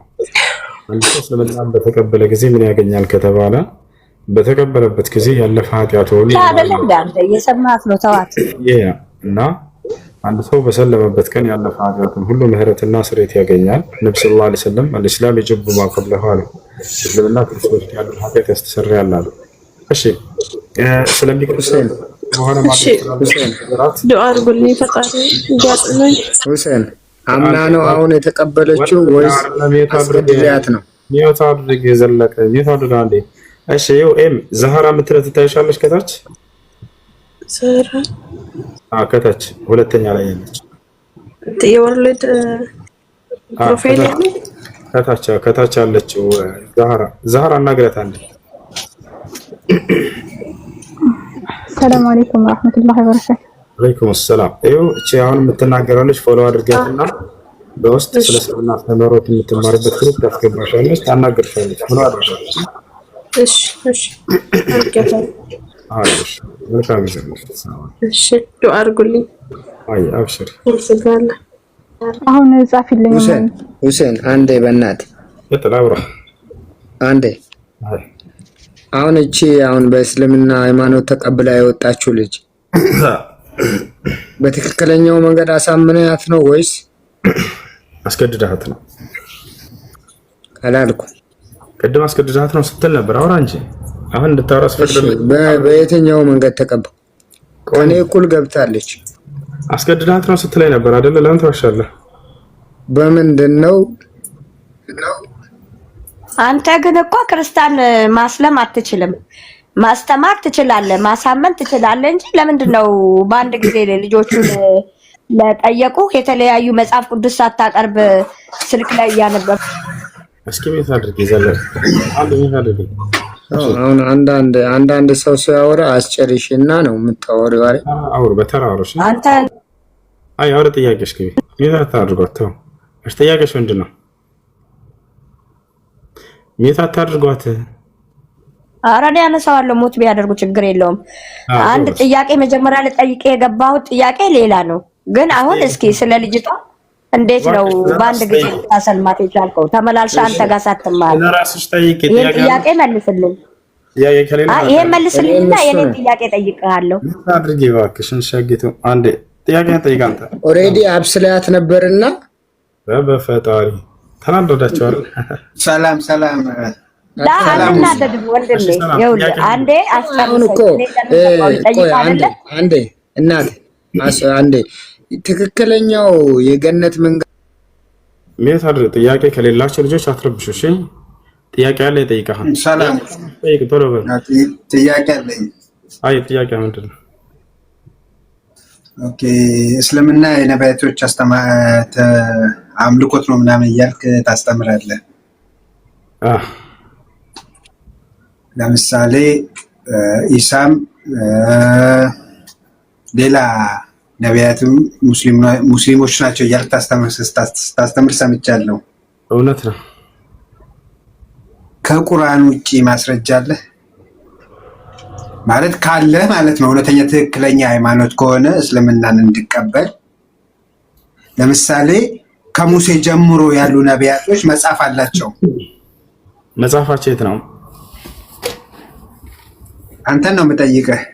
ኖ መጽሐፍ አላቸው ነው ሙሴ ያልክ ነው። ሙሴ የጻፈው መጽሐፍ አውጣ እና ትልቁ ላይ ነው ክፈት።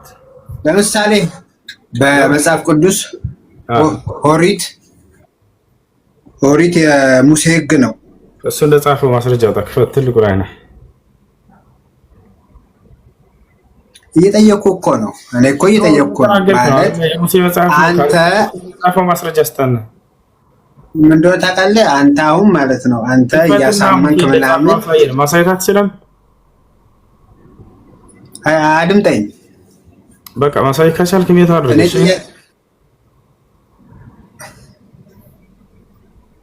በቃ ሜታ አድርግ። ሌላ ጥያቄ ያለ ክርስቲያን ጠይቅ። እንዴት አላችሁ? ሰላም። እንዴት ነው? ሰላም።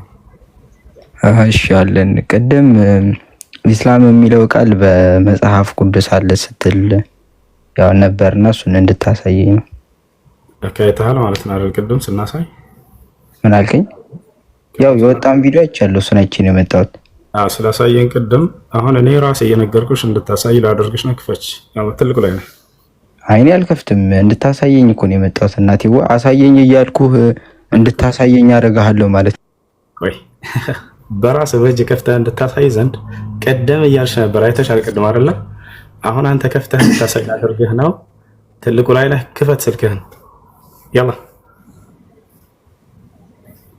እሱ መልስ ካለልህ ነው እያረከኝ ነው። ባይዘው መልስ ነው ሚውት መልስ ነው።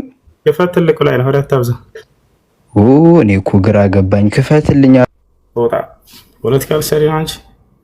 እኔ ጋር እንደዚህ እንትና አትሞክሩ። ሁሴን እኔ ልጨርስና ልውረድ፣ ሌሊት ነው። እሺ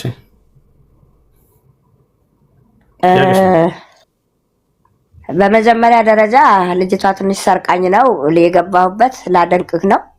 ማንም ሰው የራሱን ሃይማኖት ይወዳል፣ እንደ ማንኛውም ሰው ማለት ነው አይደለ? አንተ ሃይማኖትን በጣም ትወዳለህ አይደል? እባክሽ ወደ ጥያቄሽ ግቢ ሸጊቱ። ይቅርታ ይኸውልህ ወንድም እንድታስተምረን ነው አይደል? እያስተማርክ ነው። ሙስሊሙንም ክርስቲያኑንም እያስተማርክ ነው፣ እየጠየቅኩህ ነው።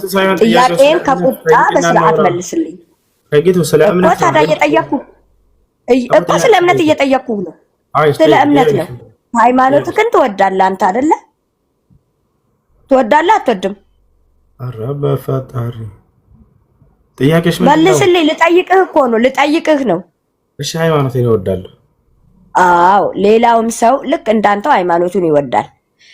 መጽሐፍ ቅዱስ ላይ ትክክለኛ ሁላችንም አንተ አሁን በሙስሊምኝ ቁርአን ስትቀራ በሙስሊም እኛም ደግሞ በሃይማኖታችን ልክ እንደ አቅማችን ወይ ሰንበት ትምህርት ቤት ተምረናል ወይ እንዳንተው የተለያዩ እውቀት ይኖረናል። መጽሐፍ ቅዱስ ተግባር በተግባር አቅርበህ ስልክ አይደለም።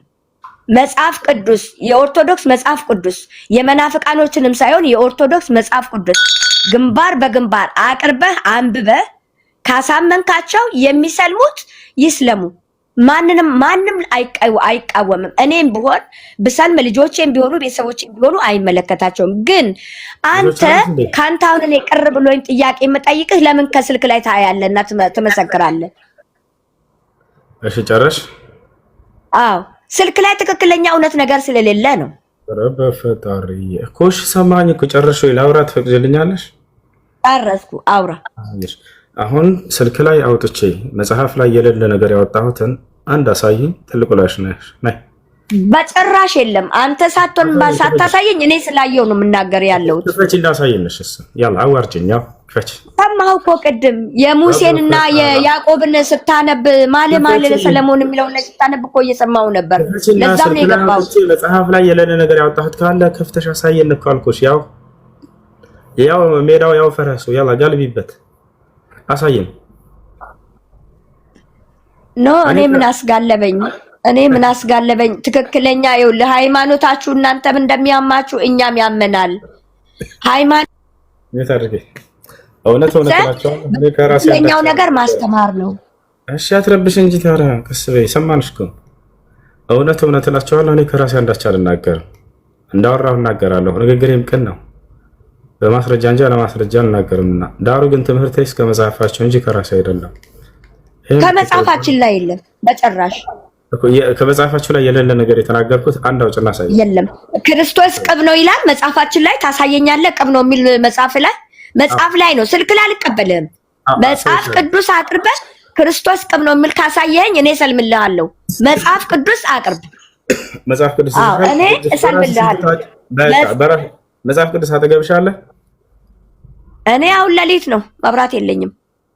እንዴ በዚህማ ምክንያት አታድርጊ። መብራት አብሪና ምዕራፍና ቁጥር ቀጠሮ ያዝልኝ። ነገም ቀን አለ አይደለ? አንተ ሁሌ ነው የምትገባው። ቀጠሮ ያዝልኝ፣ እገባለሁ። መጽሐፍ ቅዱስ ይዤ በፈለከው መጽሐፍ ቅዱስ በቃ ነገና በራስሽ በገዛ መጽሐፍ ቅዱስ ኢየሱስ ክርስቶስ ቅብ ነው ወይንም የተቀባ ነው የሚለውን ቃል ቅብ ነው የሚለውን ከነ ምዕራፉ ንገረኝ። ምዕራፉን ከፍቼ አወጣለሁ፣ አያለሁ።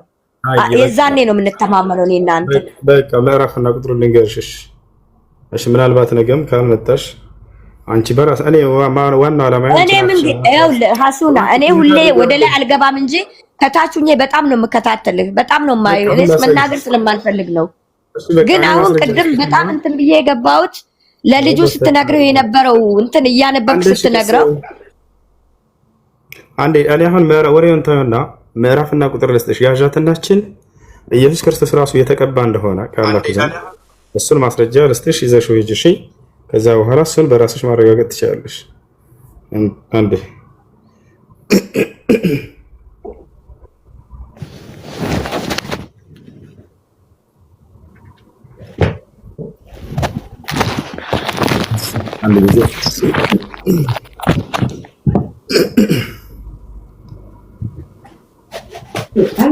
እሺ የሐዋርያት ሥራ ምዕራፍ 10 ቁጥር 38 ላይ ይዘሻል? እሺ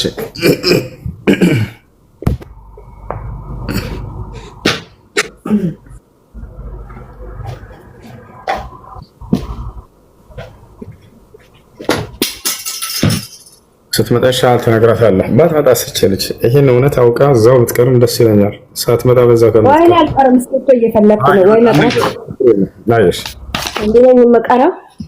አይ ልጆቹ እንዲህ እየተታለሉ እየሰለሙ ነው እኔ የምቀረው። ቀጥል ንገረኝ።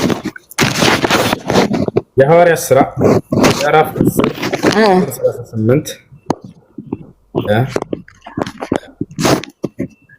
ይዘሻል? እሺ እሺ። ምዕራፍ 10 ቁጥር 38 ላይ ምን ይላል? እግዚአብሔር የናዝሬትን ኢየሱስን በመንፈስ ቅዱስ በኃይልም ቀባው። አይ አታንብብልኝ፣ ምዕራፉን ብቻ ነግረኸኝ ተው። በቃ እሺ፣ ያዥ ችግር ቁጥር 38 የሐዋርያት ሥራ ምዕራፍ 10 ቁጥር 38 ላይ ኢየሱስ ክርስቶስ የተቀባ እንደሆነ ይናገራል። በጣም በርካታ ቦታ ላይ ችግር የለም። 38 እሺ።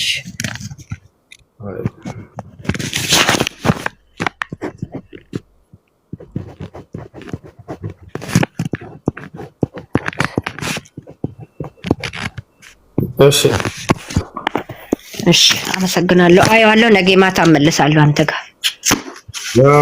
እሺ ለናደር ሌላም ጨምረን። እሺ ሉቃስ ወንጌል ምዕራፍ 4 ቁጥር 17 ሉቃስ ወንጌል ምዕራፍ 4 ቁጥር 17 ኢየሱስ ቃል በቃል እግዚአብሔር ወንጌልን እንድሰብክ ቀባኝ ይላል። ቀብቶኛል፣ የተቀባ ነው።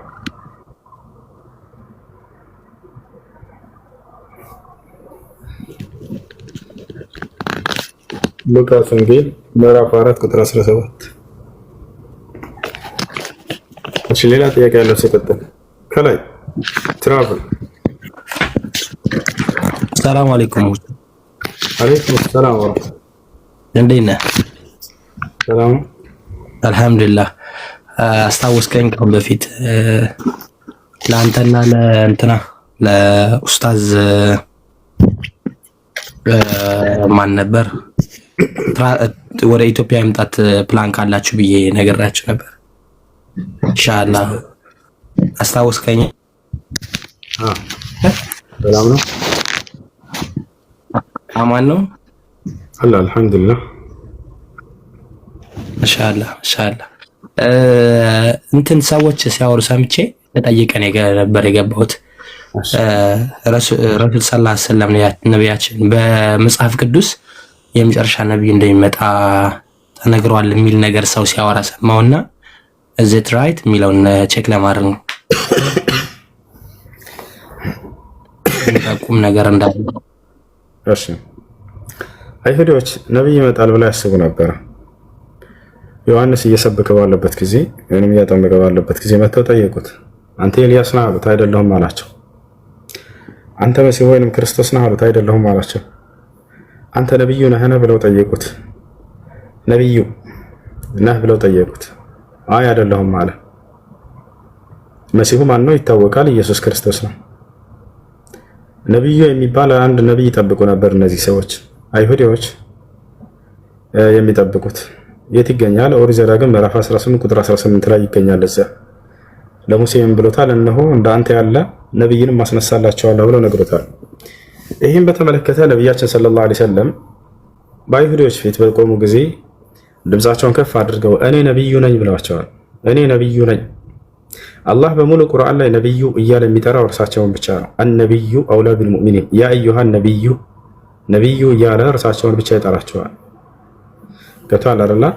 ያ ነብይ እንደማን አይነት ነው ሲጠብቁት የነበረው አይሁዶች? እንደ ሙሴ ያለ ነብይ ነው ሲጠብቁ የነበረው። ምን አይነት ነብይ እንደሆነ እዚያ ላይ ይገልጸዋል። ቆይ አንዴ ላሳይ። ኦሪት ዘዳግም ምዕራፍ 18 ቁጥር 18 ላይ ስትሄድ ጊዜ ባህሪውን ይገልጻል የዚያን ነብይ። እዚህ ጋር ተመልከቱ። እግዚአብሔርም ምን አለው? እግዚአብሔር ለሙሴ ከወንድሞቻቸው መካከል እንደ አንተ ያለ ነብይ ያስነሳላቸዋለሁ። እንደማን? እንደ ሙሴ ያለ ነብይ ይወጣል። እንደ አንተ ያለ ነብይ ያስነሳላቸዋለሁ። ቃል በቃል አላህ የሚገርምህ በቁርአን ላይ ነብዩ መሐመድ ሰለላሁ ዐለይሂ ወሰለምን ምን ብሏቸዋል? እንደ ሙሴ ያለ ነብይ ብሏቸዋል። እንደ ሙሴ ያለ ነብይ። አይ ከእስራኤል ምድር ላይ ነው እንዳትሉ፣ እዚህ ጋር በእስራኤል ምድር ላይ እንደ ሙሴ ያለ ነብይ እንዳልተነሳ መጽሐፍ ቅዱስ ይመሰክራል። እሱን ላሳያችሁ። በእስራኤል ምድር ላይ እንደ ሙሴ ያለ ነብይ በፍጹም በተአምር አልተነሳም። ኦሪት ዘኍልቍ ኦሪት ዘዳግም ላይ እንሄድና ምዕራፍ 34 ቁጥር ይታያቸዋል። እዚህ ጋር በእስራኤል ምድር ላይ ነው እንዳይሉ እነዚህ ሰዎች እዛ ጋር የሚነሳው እዚህ ጋር ምን ይላል?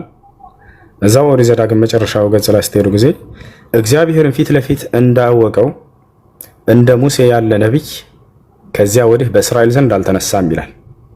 በደንብ አስተውሉ። እዚህ ጋር በእስራኤል ምድር ላይ እንደ ሙሴ ያለ ነብይ አልተነሳም፣ ከእስራኤሎች ነው የሚነሳው። መስፈርቱን ምን አስቀመጠ እዚህ ጋር መሰለህ? በደንብ አስተውሉ፣ ተደብሮ አድርጉት፣ ተአሙል አድርጉት። ያ ነብይ እግዚአብሔርን ፊት ለፊት እንዳወቀው እንደ ሙሴ እያለ ይናገራል። አምላክን ፊት ለፊት የሚያናገር ልክ ሙሴ አምላክ እንዳናገረው አምላክ ሙሴን ሙሴ አምላክን አምላክ ሙሴ እንዳናገረ አምላክ በቀጥታ የሚያናገረው ነብይ መሆን አለበት እያለ ነው። እኔ ልጠይቅህ ትራቭል አምላክ አላህ ሱብሓነሁ ወተዓላ ከሙሴ በኋላ ማን ነው ቀጥታ ፊት ለፊት ያናገረው? ቀጥታ ያናገረው ማን ነው? በሰማይ ላይ ጠርቶ ትራቭል አምላክ አላህ ሱብሓነሁ ወተዓላ ሙሴን በቀጥታ እንዳናገረ ከማን በኋላ? ከሙሴ በኋላ ነብዩ ሰለላሁ ዐለይሂ ወሰለም አይደለ? ከሙሴ በኋላ ነብዩ ሰለላሁ ዐለይሂ ወሰለም ፊት ለፊት አናግሯቸዋል። ምን መስፈርት አስቀመጠ እዚህ ጋር? እግዚአብሔር ፊት ለፊት እንዳወቀው እንደ ሙሴ ያለ ነብይ እግዚአብሔርን ፊት ለፊት እንዳወቀው ፊት ለፊት አምላክን ሂዶ ያናገረ ማን ነው? ነብዩ ሰለላሁ ዐለይሂ ወሰለም አናግረውታል። እስራኤል ምድር ላይ ከዚያ በኋላ አልተነሳም። እነዚህ ሰዎች አምላክን ፊት ለፊት የሚያናገር እንደ ሙሴ ያለ ነብይ ይጠብቁ ነበር። ማን ላይ ነው ይሄ የተስተዋለው ከተባለ ሐዲስ ላይ ነብዩ ሰለላሁ ዐለይሂ ወሰለም ሶሒህ ሙስሊም 162 ላይ ኢስራእና ሚዕራጅ ጉዞ ባደረጉ ጊዜ ከአላህ ዘንድ ቀጥታ ሄደው ፊት ለፊት አምላክ አላህን አናግረውታል። ሙሴ አምላክ አላህ ሱብሓነሁ ወተዓላን እንዳናገረ ገብቷል። መስፈርት አስቀመጠ እዚህ ጋር አምላክን በፊት ያናገረ መሆን አለበት። ሌላኛው መስፈርት እንመልከት፣ እዚያው ላይ እንመለስ። አሁን ኦሪት ዘዳግም ምዕራፍ 18 ኦሪት ዘዳግም ምዕራፍ 18 እዚያው ላይ ስንመለስ አሁን ምን ይላል? ከወንድሞቻቸው መካከል እንደ አንተ ያለ ነብይ ያስነሳላቸዋለሁ። ሌላኛው ምልክቱ ምንድነው? ያ ነብይ ቃሌንም በአፉ አደርጋለሁኝ ይላል።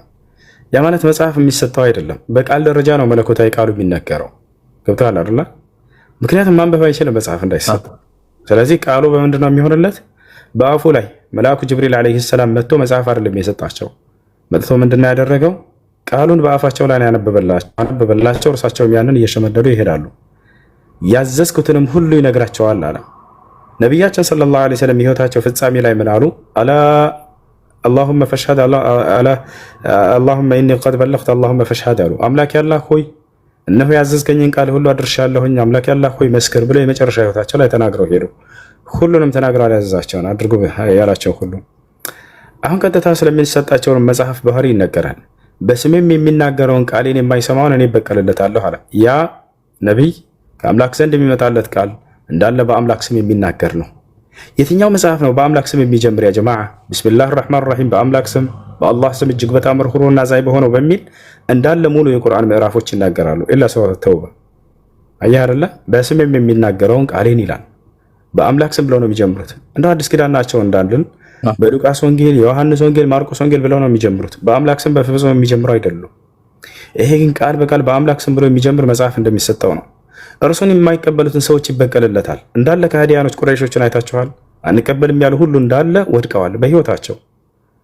በርካታ መንግስታቶች፣ የሮማ መንግስታት እንዳለ ሁሉ መንግስታቶች ሁሉ በዘመናቸው አንቀበልም ያሉ ሁሉ ደብዳቤ ተልኮላቸው ሁላቸውም ወድቀዋል። ደብዳቤ ላኩላቸው ወታቻላ። ይሄ ነው። ቀጥሎ ምን አለ? ነገር ግን ይናገር ዘንድ ያላዘዝኩትን በስሜ በድፍረት የሚናገር ወይንም ሌላ ማለክት የሚናገር ነብይ እርሱ ይገደል አለ። ያ ነው እንደ አጠቃላይ ነብይ ይሄን ቃል የሚነገረው በስሙ ነው፣ በአምላክ ስም ነው የሚነገረው። ያን ነብያችን ሰለላሁ ዐለይሂ ወሰለም ያዘዝኩትን ሁሉ ያደርጋል። ወማ ينطق عن الهوى ከራሱ አንዳችን አልተናገረም ሙሐመድ እኔ ያዘዝኩትን ቃል እንጂ ብሎ አላህ በቁርአን ላይ ራሱ መስክሮላቸዋል። ይሄን ይመስላል።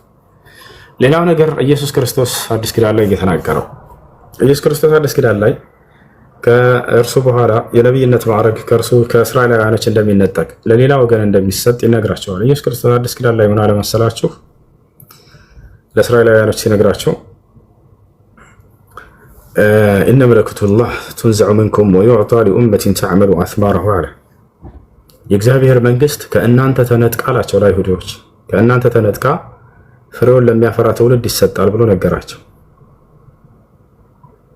ከዚያም በኋላ ያ አካል ማን እንደሆነ ወረድ ብሎ እዛው ሲናገር እርሱም የማዕዘን ራስ ድንጋይ ነው እያለ ይናገራል።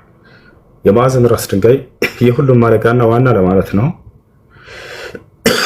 ነቢያችን ሰለላሁ ዐለይሂ ወሰለም ቃል በቃል ይሄን ኢየሱስ የተናገረውን ያ የማዕዘን ራስ ድንጋይ እኔ ነኝ ብለው ሐዲስ ላይ ተናግረዋል። ፈአነ ለዚነ አሉ የማዕዘኑ ራስ ድንጋይ እኔ ነኝ ብለው ቃል በቃል ሐዲስ ላይ ተናግረዋል።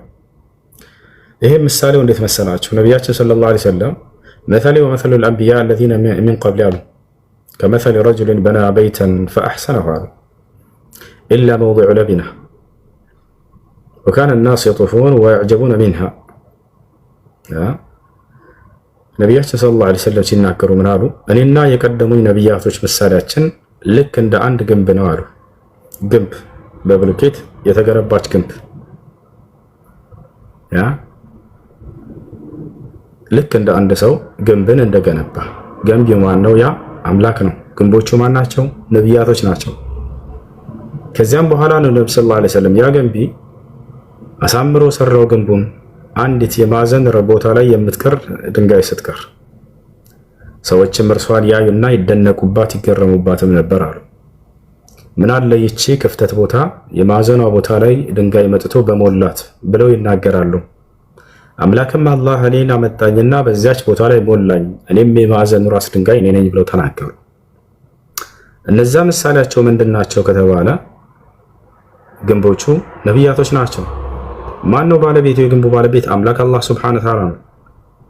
ገራቻል አይደል? የማዕዘኑ ራስ ድንጋይ እኔ ነኝ ብለዋል ነብዩ ሰለላሁ ዐለይሂ ወሰለም ቃል በቃል ፈአነ ቲልከ ለቢና ያቺ የማዕዘን ራስ ድንጋይ እኔ ነኝ። ከእናንተ ተነጥቆ ፍሬውን ለሚያፈራ ትውልድ ይሰጣል ብሏቸዋል መሲሁ አይሁዶችን። የእግዚአብሔር መንግስት ከእናንተ ተነጥቆ አላቸው። ከዚህ በኋላ ፍሬውን ለሚያፈራ ትውልድ ይሰጣቸዋል። በምን ገለጻቸው? የወደፊቱን ትውልድ በፍሬያማ ገለጻቸው። አላህ በቁርአን ላይ ቃል በቃል ምን ይላል? በመሲሁ አንደበትም ፍሬ የምታፈሩ ዛፎች በምሳሌ በዚህ መልኩ ገልጫቸዋለሁ ብሎ ይናገራል። ይሄን ላሳያችሁ ምን እንዳለ። በመሲሁ አንደበት አላህ ሱብሓነሁ ወተዓላ ምን አለ? በኢንጂል ላይ ያለ ይናገራል። በመሲሁ አንደበት ላይ ፍሬውን እንደሚያፈራ ዛፍ ብዬ ገልጫቸዋለሁ። በቁርአን ላይ ይገኛል። ቀጥታ ዒሳ አለይሂ ሰላም መሲሁ የተናገሩት ቃል የት እናገኘዋለን? ቁርአን ላይ እናገኘዋለን። በምሳሌ ራሱ የገለጸበት ፈአነ ቲልከ ለቢና ያ የማዕዘን ራስ ድንጋይ እኔ ነኝ ብለው ቃል በቃል ይናገራሉ። አላህ ነቢዩ ሙሐመድን ሰለላሁ ዐለይሂ ወሰለም ሲገልጻቸው እንደ ሙሴ ያለ ነብይ ነህ ብሎ ይገልጻቸዋል። ኢና አርሰልና ኢለይኩም ረሱላን ከማ አርሰልና ኢላ ፊርዓውን ረሱላ ይላል።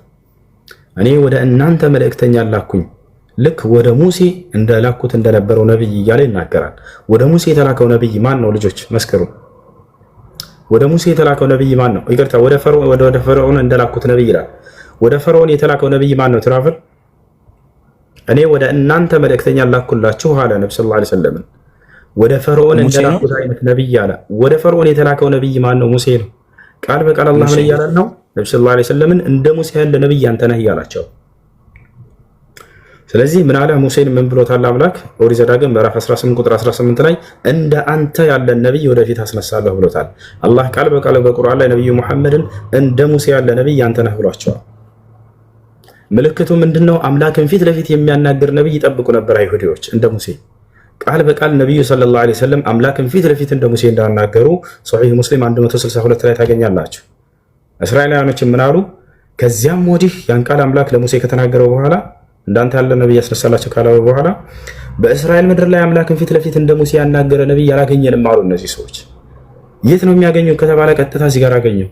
ሶሒህ ሙስሊም 162 ላይ እውነትን ለሚፈልግ ሰው ነብዩ ሰለላሁ ዐለይሂ ወሰለም ቃል በቃል እንደ ሙሴ አምላክን ፊት ለፊት አናግረውታል። ይሄን ይመስላል ባጭሩ። እና እሺ ለምንድን ነው የሚቃወሙት? ሚኖቹ ናቸው የሚቃወሙት። በጣም ሁላችሁም ግራ ነው የምታጋቡት እኮ። አንተ ነገር የተቀባው የጌታ ሰው ጥያቄህን ጠይቅና ከዛ መልሱን አዳምጥ ከኔ።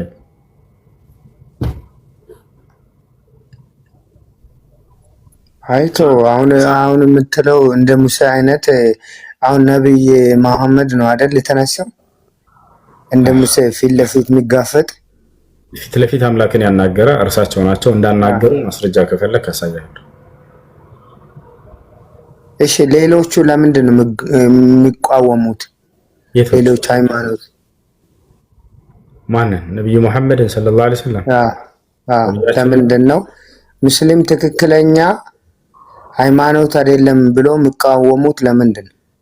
ያው ስሜታቸውን በመከተል ሚዛን ይዘው ቢመጡ ነብያቶችን እንደ ነብይ የተቀበሉ ሰዎች ሁሉ ነብዩ ሰለላሁ ዐለይሂ ወሰለም መተው ቢመዝኑ ከተቀበሏቸው ነብያቶች በላይ ሆነው ያገኛቸው ነበር። ግን ሰው እውነትን አይፈልግም። እርሳቸውን መስደብና መዝለፍ ነው። ግን አንተም እውነታ የቱ ጋር እንዳለ ታውቃለህ? አዎ በደንብ አውቃለሁ። አምነህ አትቀበልም? የትኛውን? የቱ ጋር ነው ትክክለኛ እውነታ ያለው? ነብዩ መሐመድ ሰለላሁ ዐለይሂ ወሰለም ጋር እንዲሁም ኢብራሂም፣ እስማኤል፣ ኢስሐቅ እነዚህ ሁሉ ነብያቶች ጋር ነው እውነት ያለው። ወንድ ልጅን በማምለክ ላይ በፍጹም እውነት የለም፣ አይኖርም ወደፊት። አንተ የሚመስል ወንድ ልጅ አምልከህ እውነት ላይ ነው ያለው ብለህ ታስባለህ? እስኪ መልስልኝ ሳሚ፣ ቆም ብለህ አስብ። እንዳንተ ሲበላ ሲጠጣ ሲፈሳ የነበረን ሰው ከይቅርታ ጋር ማለት ነው። ይሄ ቃል ይቅርታ መጨረሻ ላይ ያለው ክርስቲያኖች በቃ እንደኔ እንዳንተ የነበረን ሰው ግን ሰው የሚጎዳ ቃላት አትናገር ነው አይደል ያለ ነው። ነገር ግን ነው እዚህ ጋር ማለት ነው እኔና አንተ ነን ለሃይማኖት የምንከራከረው። እንዳንተ የሆነ ሰው ለምን ታመልካለህ? እሺ ይሄ እውነት ያለው እዚህ ጋር ነው ብለህ ታምናለህ? መልስልኝ ያላ ነው እኔና አንተ ነን እዚህ ጋር ለሃይማኖት ይሄኛው ሃይማኖት እውነት ነው ብለህ ታምናለህ ወይ? ያሁን ወሬቶ እውነት ነው ብለህ ታምናለህ? ወንድ ልጅን ማምለክ መልስ ያላ። እግዚአብሔር ወንድ ልጅ ነው ሴት ልጅ ነው? በጣም ጥሩ። እግዚአብሔር ኢየሱስ ክርስቶስ እግዚአብሔር ነው ብለህ ታምናለህ አይደል? እኔ አምናለሁ። ግን እግዚአብሔር ወንድ ነው ሴት ነው ታውቃለህ? ስለዚህ የምታመልከው አምላክ ወንድ ልጅ ነው አይደል? ነው እግዚአብሔር ወንድ አንተ አላህም በል ፍታላህ እንደ ኢየሱስ ክርስቶስ አምላኬ ነው ብለሃል አይደል? ኢየሱስ ክርስቶስ የምታመልከው ወንድ ልጅ ነው አይደል? ወንድ ልጅ ነው። ስለዚህ ወንድ ልጅ ታመልካለህ አይደል? እሺ በቃ ስለዚህ ወንድ ልጅን እያመለክ እውነት ላይ ነው ያለሁት ብለህ ታምናለህ?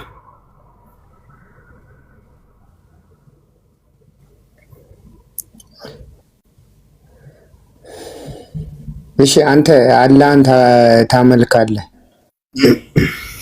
አዎ አላህን አመልካለሁ። ችግሩ እኮ አታስጨርሰንም እኛን። አሁን አንተ ባለቤቱ ስለሆንክ ታወጣለህ፣ ከፈለግ ታስገባለህ። እንዲህ ፌስ ቱ ፌስ የሚጋፈጥን አትፈልግም። አንተ አንድ ነገር የምችለው ማውጣት ነው ማስገባት ነው። ስለዚህ አንተ የምታመልከው አላህ ወንድውን ሴትውን አታውቅም፣ ታመልካለህ አይደል? አውቃለሁ። ልመልስልሽ። አምላክ አላህ ስብሐነሁ ወተዓላ ወንድንና ሴትን የፈጠረ የሆነ አምላክ ነው። የጾታዎች ሁሉ ፈጣሪ ነው እርሱ አምላክ አላህ ስብሐነሁ ወተዓላ። ይህን በቁርአን ላይ ሲናገር ወሚን ኩል ሸይእን ኸለቅና ዘውጀይን ይላል። ከእያንዳንዱ ነገር ጥንዶችን ወንድና ሴትን አድርጌ ፈጠርኩኝ እያለ ይናገራል። የቁል ስብሐነሁ ወተዓላ ወማ ኸለቀ ዘከረ ወልኡንሳ ወንድንና ሴትን እንደፈጠረ አላህ እዚህ ጋር ይናገራል። ወየቁል ስብሐነሁ ወተዓላ ያ አዩሃ ናስ ኢና ኸለቅናኩም ሚን ዘከሪን ወኡንሳ እናንተ ሰዎች ሆይ እኔ ከወንድና ከሴት ጥንድ አድርጌ ፈጠርኳቸው እያለ ይናገራል። ወየቁል ስብሐነሁ ወተዓላ ያ አዩሃ ናስ እተቁ ረበኩም አለዚ ኸለቀኩም ሚን ነፍሲን ዋሒደትን ወኸለቀ ሚንሃ ዘውጀሃ አላህ ስብሐነሁ ወተዓላ የጾታዎች ፈጣሪ የጾታዎች ሁሉ አስገኝ እንጂ እርሱ ጾታ አለ ተብሎ የሚገለጽ አይደለም። ያንተ አምላክ ግን ጾታ አለ ተብሎ የሚገለጽ ነው። የጌታ ሰው ምን ትላለህ? ቃል በቃል ወንድ ልጅ ነው ይላል አምላክህ። ምን ትላለህ?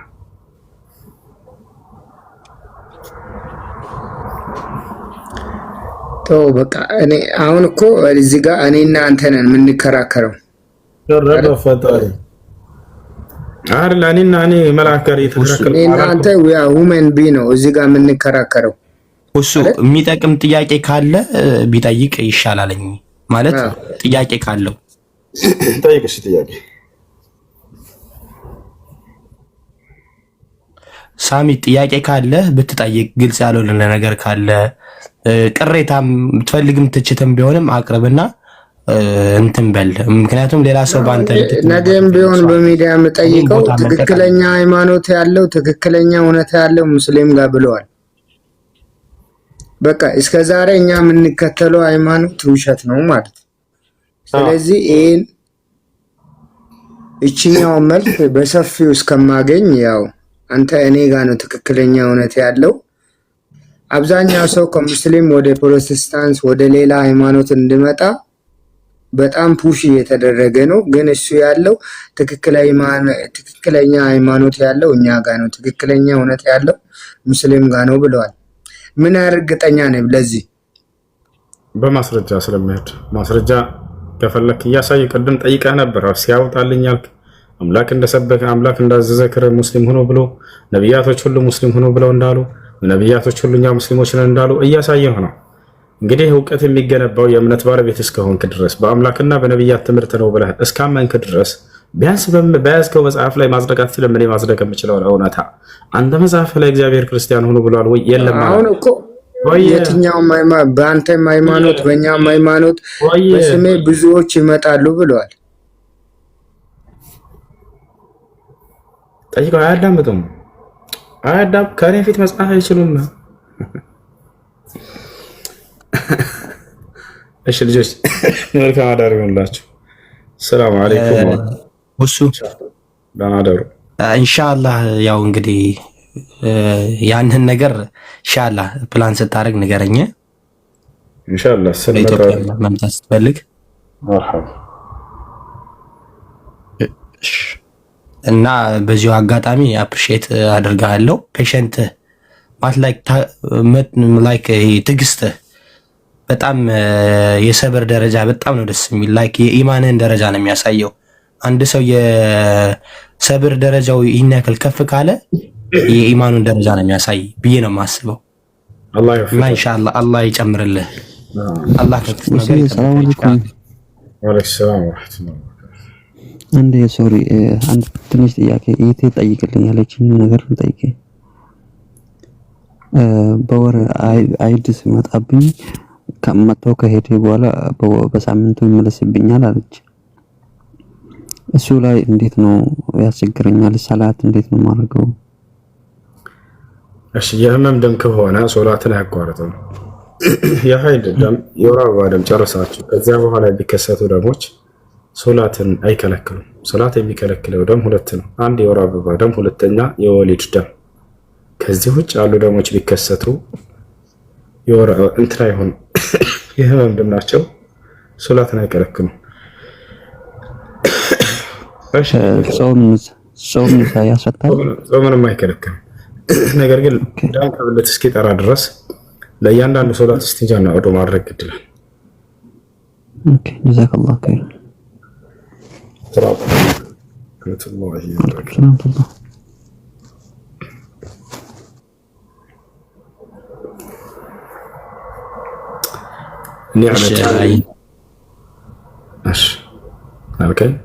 السلام عليكم.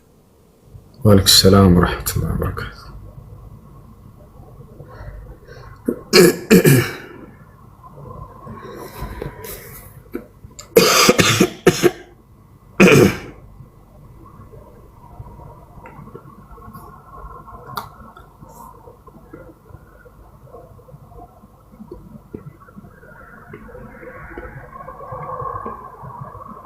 መታጠብ ነው። እስቲንጃላ ሻወር ያስፈልጋል።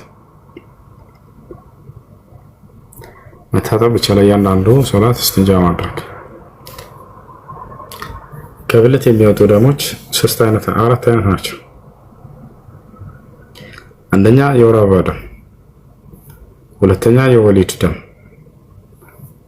ሶስተኛ ደም ኢስቲሃባ፣ አራተኛ ከዛ ውጭ ያለ ማንኛውም የደም አይነት በህመም ምክንያት የሚከሰቱ ሁሉም ይለያያሉ። ሁሉም ሁክማቸው ይለያያል። የወር አበባ ደም ሶስት አይነት ምልክቶች አሉት። አንደኛ ጥቁር ደም ነው። ሁለተኛ የመሽተት ባህሪ አለው። ሶስተኛ የህመም ስሜት አለው የወር አበባ ደም ሲወጣ። ይህ የደም አይነት የወር አበባ ደም ወይንም ደም ልሐይወት ሶላት መስገድ አይቻልም። ጾም በጾም አይቻልም። ከባል ጋር ግንኙነት ማድረግ አይቻልም። ያ ሁለተኛ የደም አይነት ደመል ኢስቲሃዳ የሚባለው ነው። ደመል ኢስቲሃዳ የሚባለው ከወር አበባ ደም በኋላ ጨርሰናል ካላችሁ በኋላ የሚከሰት የሆነ የደም አይነት ነው። አጋጥሟችሁ አያውቅም? ሻወር ወስዳችሁ ጨርሳችሁ ምናምን ወይ በሚቀጥለው ቀን ወይ ወዲያው ሊወጣ ይችላል። ይህ የደም አይነት ደመል ኢስቲሃዳ ይባላል። ይህም 3 ምልክቶች አሉት። አንደኛ እንደ ወር አበባ ደም ጥቁር ያለ ደም አይደለም፣ ፈዘዝ ደብዘዝ ያለ ደም። ሁለተኛ እንደ ወር አበባ ደም የህመም ስሜት የለውም። ሶስተኛ እንደ ወር አበባ ደም ሽታ የለውም። የዚህ አይነቱ የደም አይነት ደመል ኢስቲሃዳ ይባላል። ሕክሙ ሶላትን አይከለክልም። ነገር ግን ለእያንዳንዱ ሶላት እስቲንጃና ውዱ ማድረግ ግድ ይላል፣ ከብልት ላይ ሙሉ በሙሉ ያ ደም እስኪጠራ ድረስ። ምክንያቱም ከሶላት በኋላ ዳግም እንደገና ሊፈስ ስለሚችል። ጾምን ይከለክላል ወይ ነው? አይከለክልም። እሺ ሶስተኛው የደም አይነት የወሊድ ደም ወይም ደመ ኒፋስ የሚባለው ነው። እሱ ደግሞ ሴት ልጅ ከወለደች በኋላ ለተከታታይ ቀናቶች የሚደማ የሆነ የደም አይነት ነው። ጊዜ ገደብ አለው ወይ ከተባለ ሴቶች ብዙ ጊዜ አብዛኛውን በተለምዶ በሀገራችን ላይ 40 ቀን ካልሞላ በስተቀር እነዚህ ሰዎች ከዚያ አይነሱም። ከትንሽ የቤት አለች ከዛች አይወጡ እና ሶላትንም አይጀምሩም። የግዴታ 40 ቀን በቃ መሙላት አለበት። ይሄን መስፈርት ከየት እንዳገኙት አላውቅም። ይሄ መስፈርት የለም ባጭሩ በቁርአንና በሐዲስ ላይ። መስፈርቱ ምንድነው ከተባለ ከደም መጽዳቷ ነው። በ30ኛ ቀን በተጸዳ ከደሟ የዛኔ ሻወር ወስዳ ሶላቷን መጀመር አለባት። በ35ኛ ቀኑ በተጸዳ የዛኔ ሻወር ወስዳ ሶላቷን መጀመር አለባት። ከባልም ጋር አልጋ ላይ መጫወት ይቻላል። ሌላኛው ነገር ምንድነው? ከ40 ቀን ቢያልፍስ ሼኽ ሷሊህ አልፈውዛን ታላቁ ዓሊም ነው። ከ40 ቀን ቢያልፍ የህመም ደም ነው የሚሆነው አሉ። ስለዚህ ሶላትን አይከለክልም። ከዚያ በኋላ ቢያልፍ ልክ እንደ ደመል ኢስቲሃዳ ለእያንዳንዱ ሶላት እስቲጃና ኡዱ እያደረገች መስገድ አለባት ማለት ነው። ካልሆነ የሰላም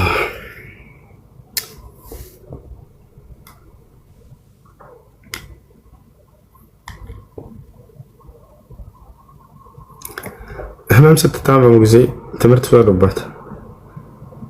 ለካ ጤናማ ሆኜ ይሄንን ጸጋዬን አላስተውልም ነበረ በሉ። አሁን ምራቄን ስውጥ በግድ ነው የምወጣው። ስውጥም እንደዚህ ወደፊት ሳብ ያደርገኛል። ውስጥ ላይ ኃይለኛ ቁስል አለ። ከማሳልና ከጉንፋኑ የተነሳ ብጥ ብሏል ይመስለኛል ውስጥ ላይ። በጤናማ ጊዜ ግን ይሄንን ጸጋ አስታውሻው አላውቅም። ምራቄን እንደፈለኩ እወጣለሁ፣ እንደፈለኩ ተፋለሁ። አልሐምዱሊላህ አላ ኒዕመቱ ሲሐ በሉ። ጤናን ስለሰጠን ለአላህ ሱብሓነሁ ወተዓላ ምስጋና ይገባበሉ። ይሄን አንዷን ጤና ቢነጥቀን ድሮ ኃጢአት ስለሰራን ወይንም እሱን አንታዘዝም አንገዛም ስላልነው ምድር ላይ ማንም የሚቀር ሰው የለም ነበር። በእያንዳንዱ ኃጢአታችን ቢቀጣን ኖሮ አላህ በቁርአን ላይ ሲናገር ወለው ዩአኺዙ ላሁ ናሰ ቢማ ከሰቡ ማ ተረከ ዐላ ظهሪሃ ሚን ዳባ ይላል። ሰዎችን በሚሰሩት ኃጢአት እዚህ ዋጋቸውን ብሰጣቸው ምድር ላይ አንዲት ተንቀሳቃሽ ሰው ባልኖረ ነበር አለ። ነገር ግን በእዝነቱና በችሎታው ችሏቸዋል ሰዎች። ነቢያችን ሰለላሁ ዐለይሂ ወሰለም ሐዲስ ላይ ምን አሉ? ኒዕመታኒ መግቡኑን ፊሂማ ከሲሩ ሚነ ናስ አስሐቱ ወልፈራግ አሉ። ሁለት አይነት ጸጋዎችን ብዙ ሰዎች ተሸውደውባቸዋል፣ ችላ ብለዋቸዋል። እነርሱም አንደኛው ጤና ነው አሉ። ጤና ትልቁ ጸጋ ነው ከእምነታቸው በመቀጠል። ወልፈራግ ሁለተኛው ደግሞ እረፍት ጊዜ፣ ክፍተት ጊዜያቶች። እኛ እነዚህን ይሄ የድብርት ጊዜ እንዴት ነው የማናሳልፈው ትላላችሁ። እነዚያን ጊዜያቶች ግን የሆነ ጊዜ ላይ ስንጨናነቅ ጊዜ ያ ጊዜ ይናፍቀናል። ይህን ይመስላል። እሺ ኩኩ ሰላም ነው? እንዴት ነሽ? ሰላም እንዴት ነህ? አልሐምዱሊላህ ማለት አብሽሪ አለን አልሐምዱሊላህ። እኔ እንኳን ከዚህ በፊት ያው በልጅነቴ ሙስሊም ነበርኩኝ፣ ቤተሰቦቼ ማለት ነው። እና አዲስ አበባ ላይ የሰራሁኝ እያለ እንደ አጋጣሚ ታምሜ እዛ የሚያሰሩኝ ሰዎች ጸበል አስጠምቀውኝ ትምህርቱን ማስተምር እየተማርኩኝ ያው ወደ ክርስቲያኑ ሄጃለሁ። ጸበልም ተጠምቄያለሁኝ። እንደ አጋጣሚ በጣም ታመምኩኝ። ትምህርቱንም አላመንኩበትም እና በቃ ከዛ ስወጣ ግን ለቤተሰብም አልተናገርኩም። ያው ራሴ ዝም ብዬ ሶላት ሰግዳለሁ። አሁን ግን ሸሃዳ አልያዝኩኝም እና እንዴት ነው የማደርገው? እሺ ወደ እስልምና ሰውየው ሲመለስ ጊዜ አምኖበት እስከሆነ ድረስ በየሶላቱ ላይ በሚሰግድ ጊዜ አተህያቱ ላይ የሻሃዳ ቃል ይላል። ያን አምኖበት ነው እያለ ያለው። ስለዚህ አንድ ሻሃዳ ይቆጠርለታል፣ ችግር የለውም። እንደ አዲስ ሻሃዳ መያዝ አይጠበቅበትም። አይ እንደው ውስጤ እንዲረጋልኝ መያዝ እፈልጋለሁ ካልሽ መያዝ ትችላለሽ። አሽሀዱ አን ላ ኢላሀ ኢለላህ ወአሽሀዱ አነ ሙሐመደን ረሱሉላህ በይ። ወአሽሀዱ አን ላ ኢላሀ ኢለላህ ወአሽሀዱ አነ ሙሐመደን ረሱሉላህ። አሽሀዱ አን ላ ኢላሀ ኢለላህ أشهد أن لا إله إلا الله وأشهد أن محمدا رسول الله. الكامل.